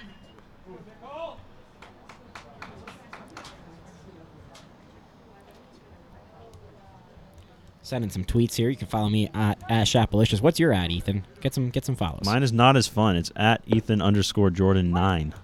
I need to change that. But the one I want, eJordan9, is taken by some guy who hasn't used Twitter since 2009. But he still has it. Unfortunate. That was a late strike call, and it's 0-2 with 2 outs now on Nick Hall. There's not a lot of fun puns you can think of for Ethan Jordan. Oh, I'm sure I could. You know what? I'm putting you to that, Jake. Ethan Jordan, you're in on both sides. You're not Eth out, Jord out. True. In terms of perhaps a Twitter name, I don't know. Are you Eth in or Eth out? We're about to find out if Nick Hall is going to be Eth in or Eth out. Slap towards the shortstop, should be playable, but over his glove, and that'll Eth in a run for the Collegians at 10-2. That was well done. It was something. No, but at least, you know. Speaking of well done steaks, you can see, there you go. Yeah, see, we need sponsors. Just so, not for getting us money. That's the secondary concern. Just so we can have plugs like that. Yeah. Because they're good. I don't know, what can I do with your name for... I'll tell you what my phone does with my name, or at least used to. Used to autocorrect my name to Ethanol. Ethanol Jordan. You're the Michael Jordan of a specific type of gasoline. Right? Yeah, the corn-made gasoline. You know, my middle name's Jordan. Is it really? Yeah. All right. My ex-girlfriend named Jordan. A lot of Jordans in my life. Yeah. Of course, my middle name Jordan, named after Michael Jordan. Really? Yeah. My dad wanted Makes to name me sense. after Chicago. Michael Jordan. Yeah. My mom wouldn't let him. Well, that'll do it. Well, as far as mine goes, my mom wanted the name Ethan, and she was able to convince my dad because of Ethan Hunt in the Mission Impossible series. Oh, God. That's awesome. But you know what? You know what's funny about... I have so many Mission Impossible takes. You just led me down a very, very bad road if you didn't want to derail the broadcast. Why is it called Mission Impossible? Because the mission is impossible. It's mission probable. They get the mission done every time. But it's it's mission impossible. very hard, but it's going to happen. I mean, okay, fair enough. The mission always gets done. But before they do the mission, they think it's impossible until they do it. Well, we know when we're going into the movie that Ethan Hunt's going to be able to get it done. Oh, of course. So, to the audience, it is mission... Spoiler alert, mission not impossible. Well, to the audience, it is mission improbable, but in terms of the world itself, it is mission impossible. Meanwhile, you see the latest Mission Impossible? The sixth one? The one with the helicopter off the side of the... Yes. Yeah. Dude, that fight scene in the bathroom, top 5 fight scene ever in a movie. Maybe the best bathroom fight scene ever in a movie. Ooh. You go power rankings on that. 2-2 with 2 outs. Rodriguez still on... Or Thompson still on the hill. Curveball, and this popped up the middle. That's going to fall, and that'll be the Collegians' 11th run of the day. It'll be an RBI single. Guess who? Nick Arrivo, his 3rd single of the ball game, and the Collegians leader in RBI with, yet again, another RBI. Yeah, Nick Arrivo's 6 for 6 today. Just stop pitching to him. I mean, goodness. Yeah, you know, you talk about 6 being the number that is associated with the place that's bad for, you know, people that believe in that stuff, and it's been hell on the Pirates pitchers, we'll put it that way. Pitching change here. Let's take a quick breather as Nick Hall and Nick Arrivo are going to go nix it up in the Collegians dugout.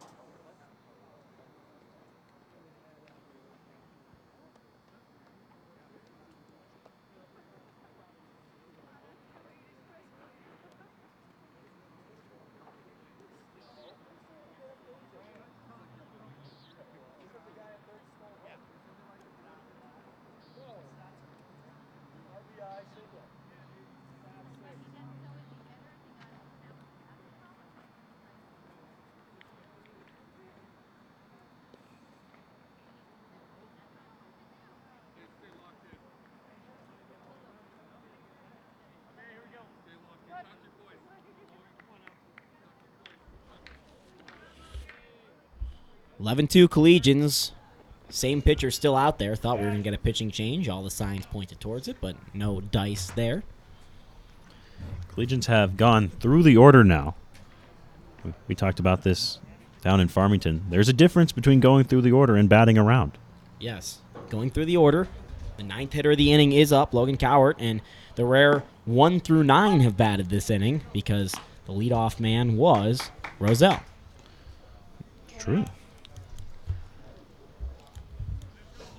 1-1 the count. Runner on first. That's Nick Arrivo.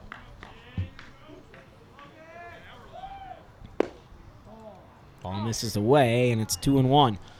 Collegians with the combined score thus far between the doubleheader games, 21-6 over the Pirates. Getting that run differential fixed today thus far. Comeback win in game 1. This one they've held on to all the way. A little bit of some nervousness and anxiety in the bottom of the last inning for the Collegians as the tying run did come to the plate, which is kind of funny to say now considering the Collegians are on cruise control. 2-1 to Cowart. He's not going to want that one on film, but unfortunately we have it archived here on YouTube.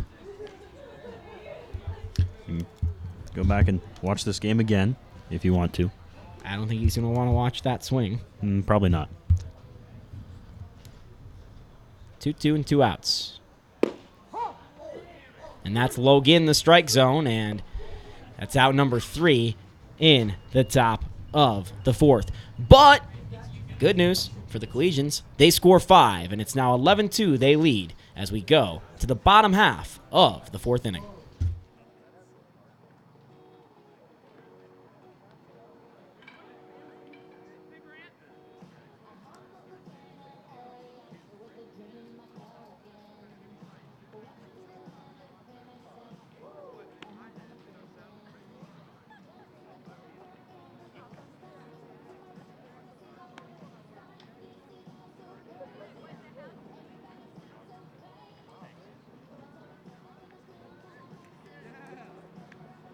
Defensive changes or only to come up? No, they're going in.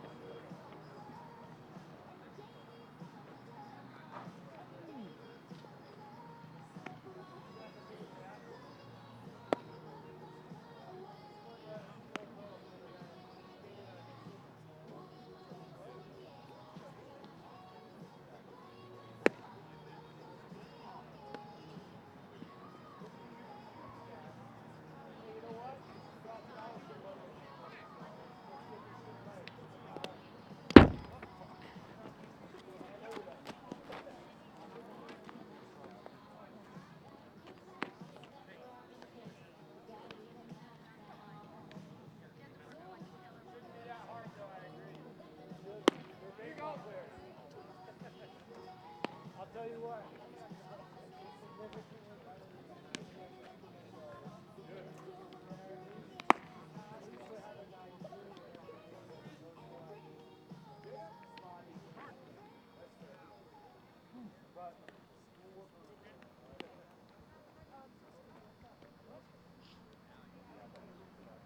You guys haven't tapped into this here yet.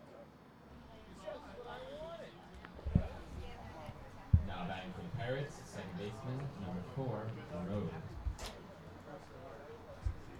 Back in Boulder, Colorado, Collegians ahead 11-2 here on the road at their home park, playing a last-second home game before a busy week of baseball. They've gotten it off right. They won in Sterling yesterday, and they're cruising here in Game 2 of a doubleheader, looking for the sweep over the Pirates. He's Ethan Jordan. I'm Jake Shapiro. We're hoping this one's in hand for the Collegians, but you never know in this game, and Eddie Toledo's son, Brant, has been dealing, the coach's son, and has a lot in common with his dad. Both really good pitchers, that is. Brant looking for his first strikeout. This is his first full inning of work. He came in the bottom half of the last inning and got out of a jam. Got my ins and outs confused. Should have said my outs and ins confused. That would have been funnier. 1-2 from Brant. High. And that's got to be easy to do when you're 6'15". Yeah. He tried to set him up with the curveball on the pitch previous, then maybe elevate with the fastball. That one just too high for Wayne Road to even think about swinging at. Toledo resets, goes from the stretch, is 2-2. Road will sky this over the right side. That's towards the line, in between 3 Collegians, and calling off everyone else is Richardson and making the play. That's out number 1 in the bottom half of the 4th inning. This is a 7-inning affair. Catcher number 17, Johnson. We really need to do the 4th inning stretch. I think it would be a 5th inning stretch, don't you think? 4th inning's kind of early. Yeah, I guess so. 5th inning stretch. I guess it's not halfway through. Yeah, 5th inning stretch. Well, I'll tell you what, guys. Oh, you want a microphone? I would love a mic. Here, let me get you set up. Will you take over? No, just give me this. Okay, fine. What's up? This is Matt Jensen, by the way. Hi, everybody. You're talking about stretching in there, and I just want to remind everybody that we do have yoga night at the park coming up. You can get plenty of stretching in between our doubleheader, sponsored by YogaPod. What date is that, Matt? That's the The 22nd 22nd of June. 21st. 21st of June. Friday the 21st. Okay. It is the summer solstice. Ooh, the summer solstice yoga. Did you hear my little ad for the All-Star game in-house here? The All-Star song was playing. Yeah, Clever. You're good so stuff, clever. right, Jensen? I really loved the bottom of the 8th comment that you had as well. Yeah. Well, that was a different game. We don't talk about that. 11-2, Collegians leading here in the bottom of the 4th. 3-1 as Toledo finally deals a strike. I got to respect Matt on that one. You know, he saw the chance for the plug, took it. Yes. And a walk over there to the first, to the, Matt got me rattled. Over to Johnson. He'll do that. Yeah. Number 11, Hunter. He's a lot, guys. He's a lot. And it's good. Like, he's passionate about this, and we would rather have someone that's very passionate than someone who's not. And, you know, he's bringing back Boulder Collegians baseball, a long, storied franchise, and trying to make it just as good as it once was, and you need passion to do it. It's better to have a big personality than no personality.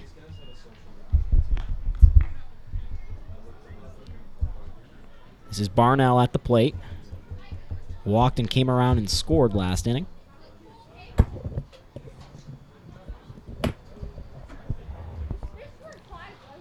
Toledo looks at the runner at first, kicks and deals, and misses away.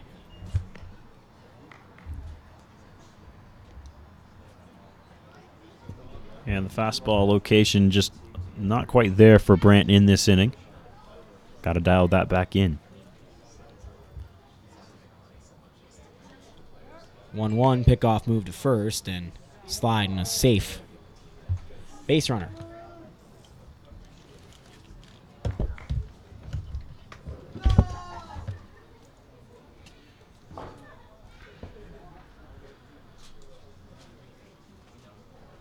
One big swing and a miss there from Barnell.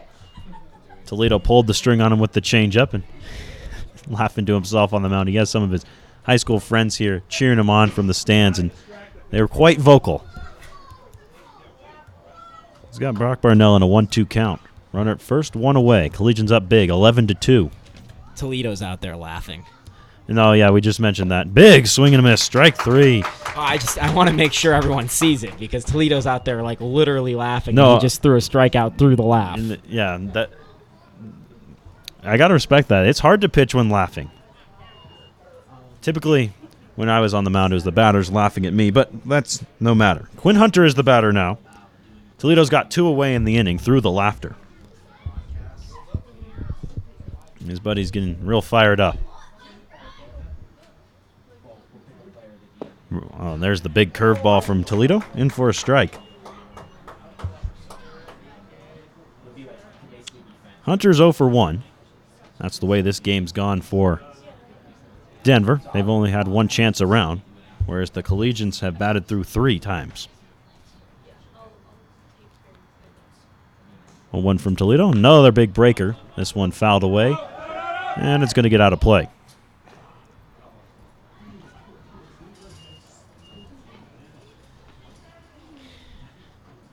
We're out in the crowd having a laugh, and Toledo's out there having a ball, I would say, but he's got 0 balls in this count. He's ahead 0-2. He hasn't had too many balls in general. Had the one walk.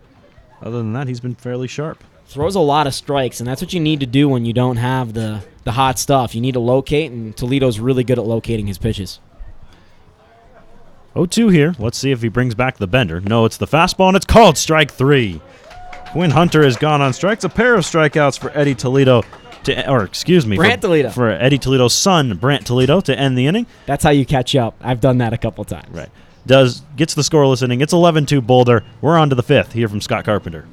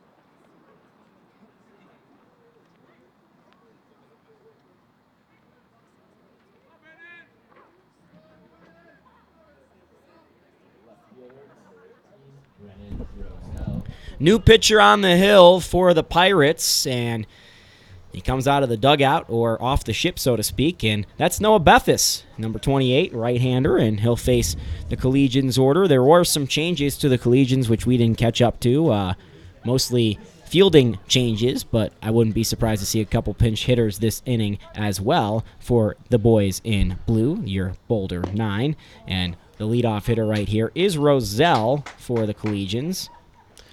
Yeah, those changes for the Collegians. Quinn Cook comes in for Turner Davis over at first base. He'll hit for him. We may see him in the inning if someone gets on. And the other change coming, Nick Hall is out and kicks Farrell in for him at third base. Roselle ahead 2-0. On the day is a line out, a walk, and a ground out. And it looked like he almost got a hit by a pitch 2 different times there, and instead he wants to swing the bat. Update from from Denver. 10-1 Colorado now in the 8th.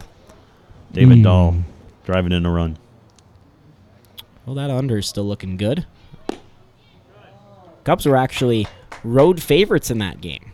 Well, they've been hot, other than when they played the Rockies recently. Well, it's tough. I thought Peter Lampert was going to struggle tonight because it's tough your second time versus Right. a team, especially within a week.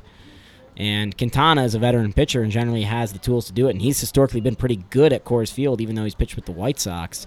So I thought Quintana and the Cubs had a favorable matchup today, but the Rockies, tearing it to shreds right now at their home ball field, have won their last 11 games, if you count tonight as a win, at Coors Field. So some good baseball being played all around Colorado. Batter is Chris Jimenez right now. for the Collegians. Pick off to first, and off the mark was the pickoff, and headed towards third is Roselle, and it'll be not in time. A two-base error for the pitcher of the Pirates, Beffis. And you saw the great speed from Roselle there on the base paths. Like I said earlier, this Collegian team, just about everyone on the team can run to some degree.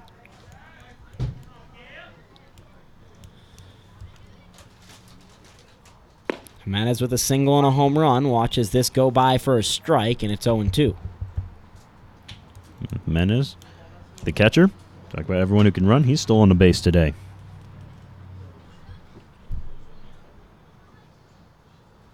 0-2. It's in the dirt.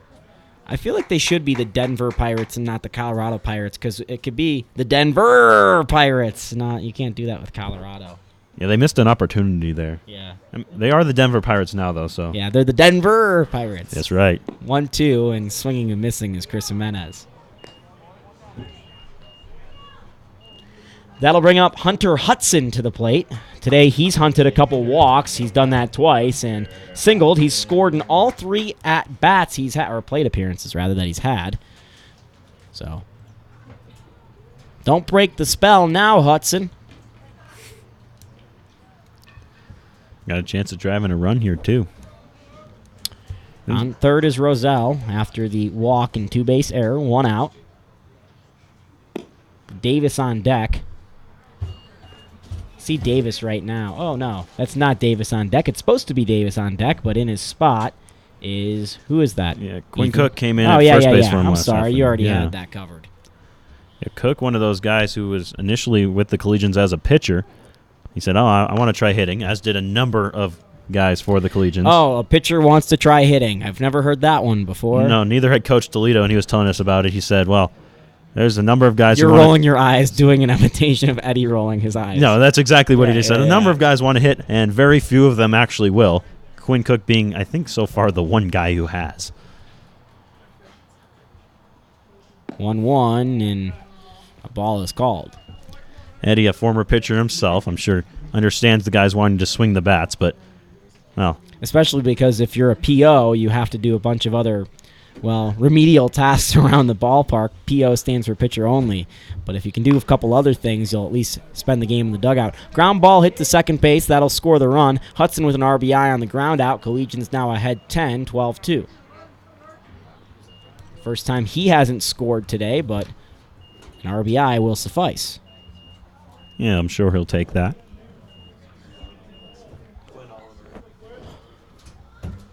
Pitching for the Collegians, number 24, Quinn Oliver. So Quinn Oliver into the game now. Did I say Quinn Cook? I think I did. You did. You're thinking of the Warriors. Yeah, well, how can you not? In that incredible series down there. But no, Quinn Oliver, my apologies, Quinn. And all kinds of Quins. We've got a Quinn Hunter on the other side. Bethis misses there. It's 2-0.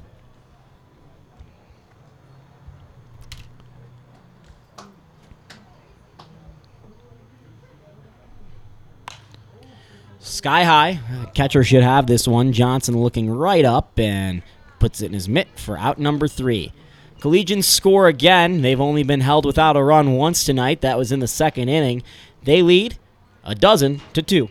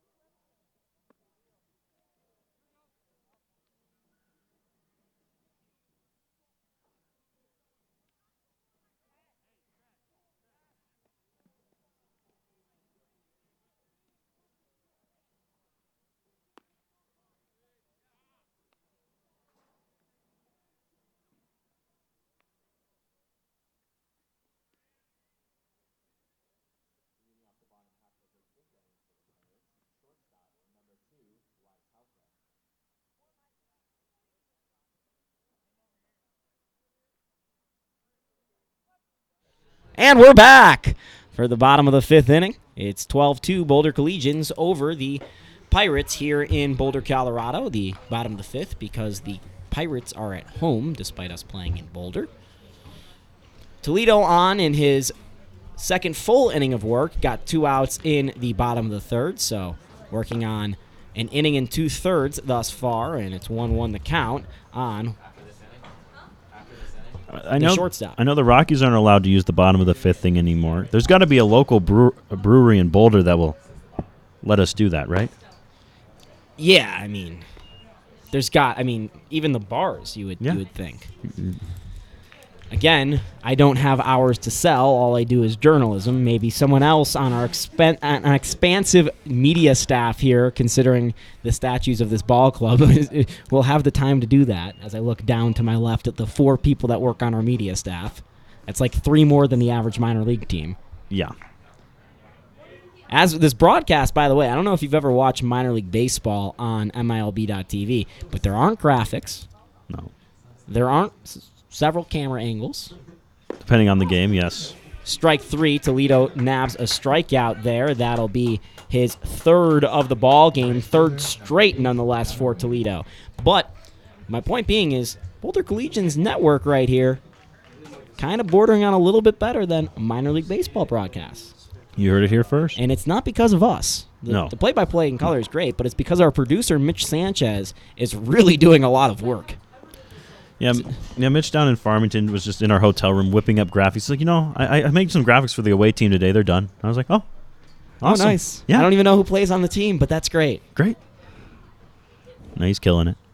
Yeah, he's just over to our left doing it. We've got a switcher out today, the Stream Deck. All the toys. Speaking of Stream Deck, wasn't one of the Collegians captivated by our tools up here? Yeah, that's Caleb Martinez, known Twitch streamer Caleb Martinez. He won't give me his @ because he doesn't want me to share it on the broadcast.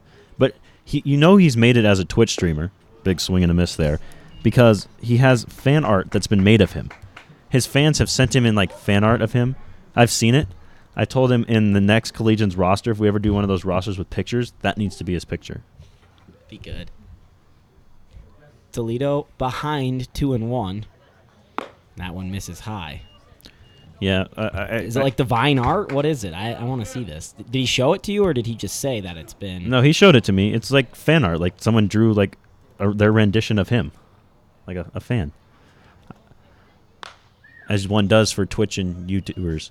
But no, we're YouTubers, technically speaking. Yeah, no, that was going to be my next point. Is any of you Collegians fans watching at home? We would love some fan art of me and Jake. I feel like if we have a troll out there, and the troll in the mix would definitely be someone named Jake Shapiro, but someone that's not me, because I'm not going to troll our own broadcast, would just make 2 stick figures, one with the label Jake, one with the label Ethan. 3-2 pitch Toledo. It's in the dirt. It's and the thought a that walk counts. Surrendered. Just stick figures of us. It's the thought that counts, That could be our it's live okay. view whenever we're in the booth instead of our GoPro. Yeah, that would save processing power. Yeah. That'd be easy. A little sheet of white paper that you used when you were taking math tests. Yeah, sounds Classic pretty good. Notebook paper. You heard it here. There's what? Did you doodle in school? A little bit, yeah. You know what I did in school? Because I'm gonna admit to my sins. I knew this wasn't going to be Mrs. I. good. Oh, no, it's never good when it's me, school. Again, college grad over here. In high school, I listened to music all the time in class, and the way I did it is I had a beanie with headphones built in, so I never listened to anything anyone was saying. Check swing roller up the left side. Third baseman is on it for the Collegians over to first, and that is a great play by Hall for the out.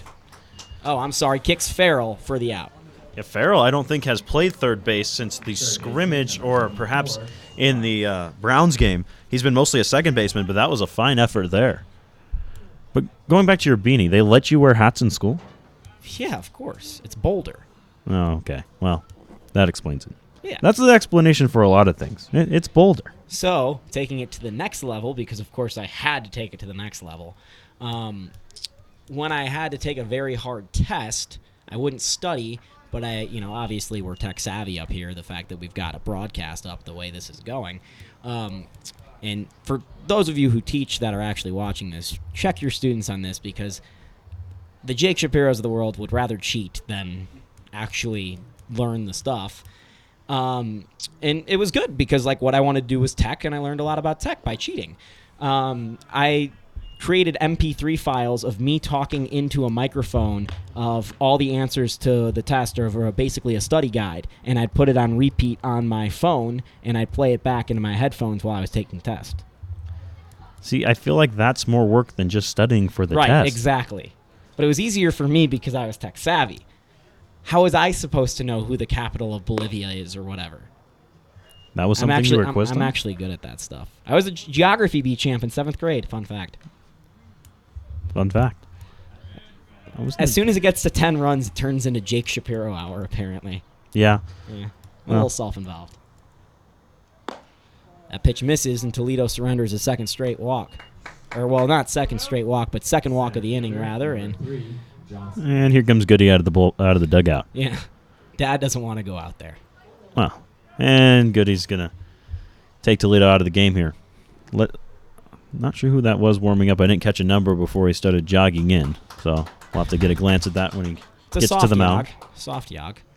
Yeah. Solid bullpen jog. You can't go too hard on the bullpen jog, or you look like, who was the pitcher? I think it was for the Reds. It was, Brian Wilson and Heath Bell both used to sprint in from the bullpen. No, Heath did. I remember Heath doing it. But no, it was what was his name? He was a really big guy on the mound for the Reds. Oh, I know who you're talking about. Yeah. Oh, man. And he had a very common, last name. Yeah. Let me find it. It was only a couple years ago. No, it was like 2011 at the earliest. And I think this is Jake Olafson coming in on the mound here, who started the first game, I believe, down in Farmington on Thursday. So he's had a few days to rest, just getting in some work here, it appears, for Jake. Thinking of Jumbo Diaz? Yeah, Yeah. No, it's not Diaz. Hold on, I will find this. Name that reliever off a 64-win Reds team. Let's go. Well, I guess those mid-2000s or the early 2000s Reds teams were pretty solid with Cueto, Votto, and Brandon Phillips. Yeah. By the end of this game, I will figure out who it is. How about that? Sean Marshall? That's not. He wasn't him. It was a lefty. Sam Leclerc. Alfredo Simon? No, Jonathan Broxton. Maybe it was a big fella though. Who was that? Maybe it wasn't the Reds. Broxton was big. Here, let me see a picture. If I see a picture, I'll know for sure. Speaking of just names, mid-2000s baseball, our golden age, Kyle Farnsworth. Ooh, that's a good one. It's a really good one.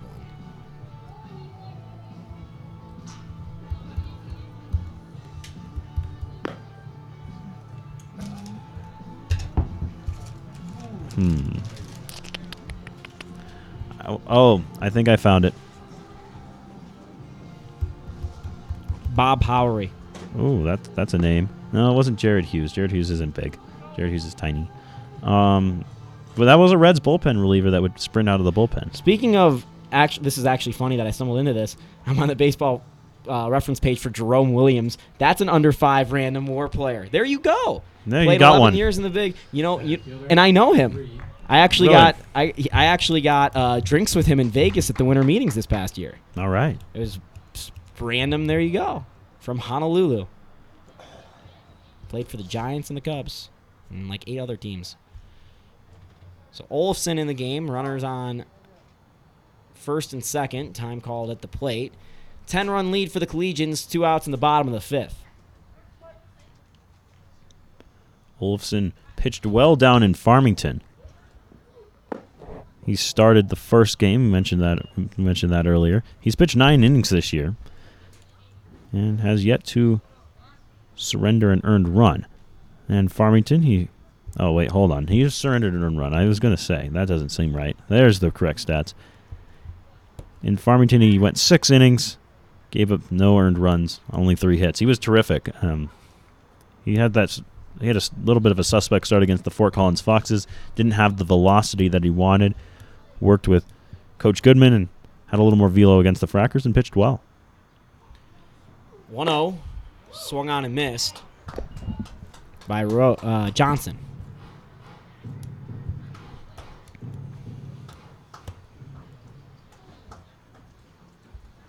The Pirates in the 7-inning game have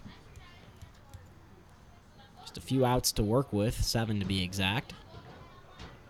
2 gone in this 5th inning. That ball's in the dirt, couldn't be blocked, and a wild pitch for Olofsson.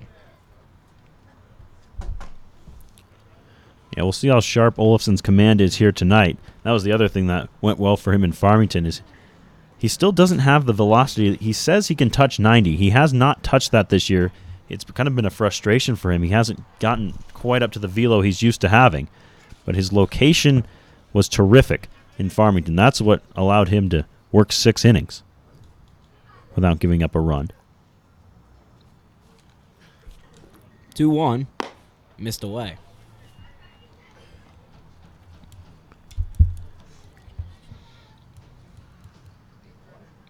Oh, you know what? I meant to tell you about this. I think it's at the Fox. There's a Steely Dan and Grateful Dead cover band mix. It's going to be playing. I know that would be up your alley. Steely Dan mix with... Somehow that works, I think. Yeah. Huh. And My where friend is this told me at? about it. I think it's at the Fox. Is that in Boulder? Yeah. on That the checks hill. out. Yeah. Steely Dan, Grateful Dead. That's like the perfect Boulder music. Yeah. That's what we play at half-fast all the time. 3-2, 2 outs. Olofsson trying to get the Collegians out of another jam, one that will have little impact or stain, so to speak, on the toast that is made in this game. That's strike 3. That's a strikeout for Jake Olofsson. Collegians win it 12-2 on the run rule. I guess Take over that is- for me, Ethan. I wasn't expecting that, but I'm going to go down and try and get a walk-off interview. All right, yeah. What, Anyone I should grab, by the way? We're doing this live. oh, let's look. How about I know who to talk to? Who are you gonna 6 talk for to? 6 on the day, Nick Arriva. Oh, yeah, go find Nick Arriva. So while Jake goes and finds Nick, who's shaking hands as we speak, Collegians win this one 12-2. We weren't expecting the run rule. I guess 5 innings in a 7-run game makes some sense, since it's 7 innings in a 9-run game. But, well, the Collegians are red hot at the moment, folks. They're back to 500, 6-6 on the year now. They've won 3 in a row. I make it 4 in a row now with the 2 wins in the doubleheader. They won, of course, the last game in Farmington, won yesterday in Sterling, and pick up 2 victories here this evening in Boulder. So the Collegians, after those 2 just heartbreaking losses in Farmington, where they fell in those 2 consecutive games, both on walk-offs, both in the 9th inning, after being ahead in both of the games. Now they've won 4 in a row, and they've won all of them handily. I mean, looking down the schedule here, they won this one 12-2. Yesterday, or the first game of this one, 10-4. Yesterday it was another 12-2 victory against Sterling, and they beat the Frackers 19-4 on Saturday. So the offense is red hot. The starting pitching seems to have figured itself out. Rodriguez looked good here today. He did give up the 2 runs, but other than that, looked sharp. And I do wonder about Rodriguez coming out of the stretch, because that is where he has run into problems in all 3 of his appearances. Is once that first guy gets on base, he's gotten in some trouble. But he was able to figure it out and ended up only giving up those 2 runs. I mean, you saw Olofsson, who's another starting pitcher, come in, get the strikeout. Toledo looks like a good piece out of the bullpen. So things starting to fall together pitching-wise for the Collegians, a team who is struggling to, figure out which pitchers fit where. Especially you saw in Farmington, the 2 blown saves. You still got John Kea out of the bullpen, so pieces starting to fall in for the Collegians as Jake's jogging out there to try and find Nick Arrivo. And we're going to have to hold on a moment as the team is getting together to chat. And here comes Nick. All right. So Jake just about ready. Collegians win this one 12-2. They won the first game 10-4 tonight. Nick Arrivo, who was 6 for 6 in the 2 games. He's going to be with our Jake Shapiro just momentarily, but let's take a look at Arrivo's line score for today. In this last game, 3 base hits, 3 RBIs for Nick. And then in the first game, Arrivo went 4 for 4 with 4 hits. 3 of his hits today were infield knocks.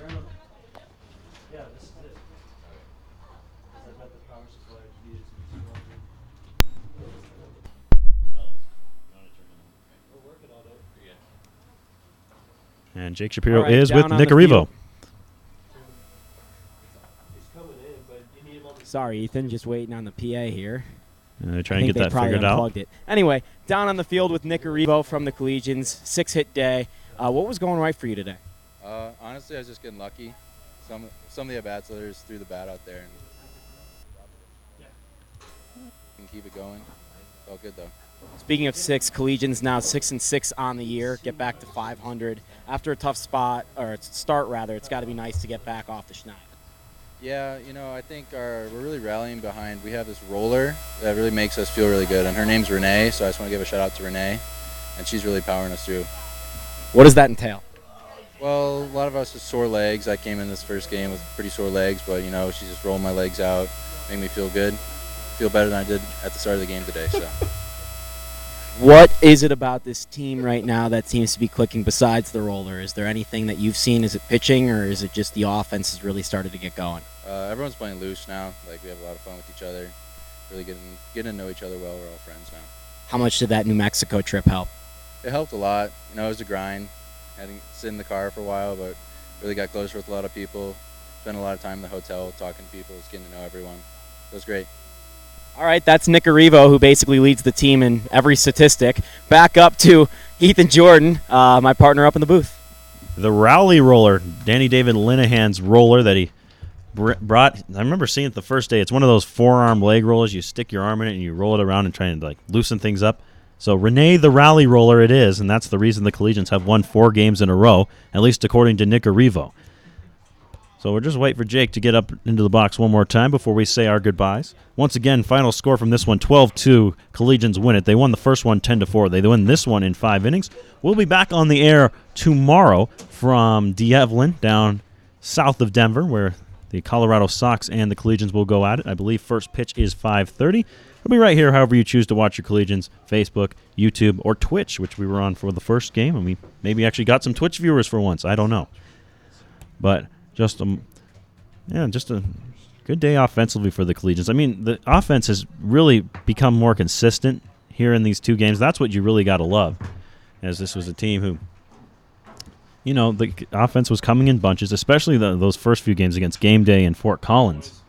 Just not a whole lot of consistent run scoring, but Renee the Rowley roller seems to have turned that around. You know what roller he's talking about, right, Jake? Yeah, I just it didn't sound great coming out of his mouth. I was just making sure he clarified. Yeah, no, it's the forearm roller that Danny David Linehan brings to the dugout, and yeah, John Kay has been using it. I know he's got some sore arm issues, and that's been helpful. And Renee is not a person again. Renee is the name of the roller they're calling. Yeah, no, we made sure to. I made sure to define that after the interview. Yeah, just trying to make sure the Boulder Collegians look squeaky clean. Yeah, that's just baseball players being baseball players. Renee the Rowley roller. Before Nick went on, he goes, "Is this on camera?" I'm like, "Yeah." I'm like, so how do I look? I'm like, "You look like a baseball player. What do you want me to tell you?" He's like, "Don't insult me like that." I'm like, "That's a good. I mean, you had 6 hits. You look like a baseball player." Yeah. I got lucky today. Yeah. Come on, Nick. Okay. You lead the team in right, every he only statistic. has 18 RBI in the year. All right, Nick. Yeah. Anyway, that's Ethan Jordan, my partner here. He'll have the game for you tomorrow, correct? That's right, 5:30, D'Evelyn. Tune in. I'm Jake Shapiro, and we'll talk very soon on the Boulder Collegians Broadcast Network. There you go.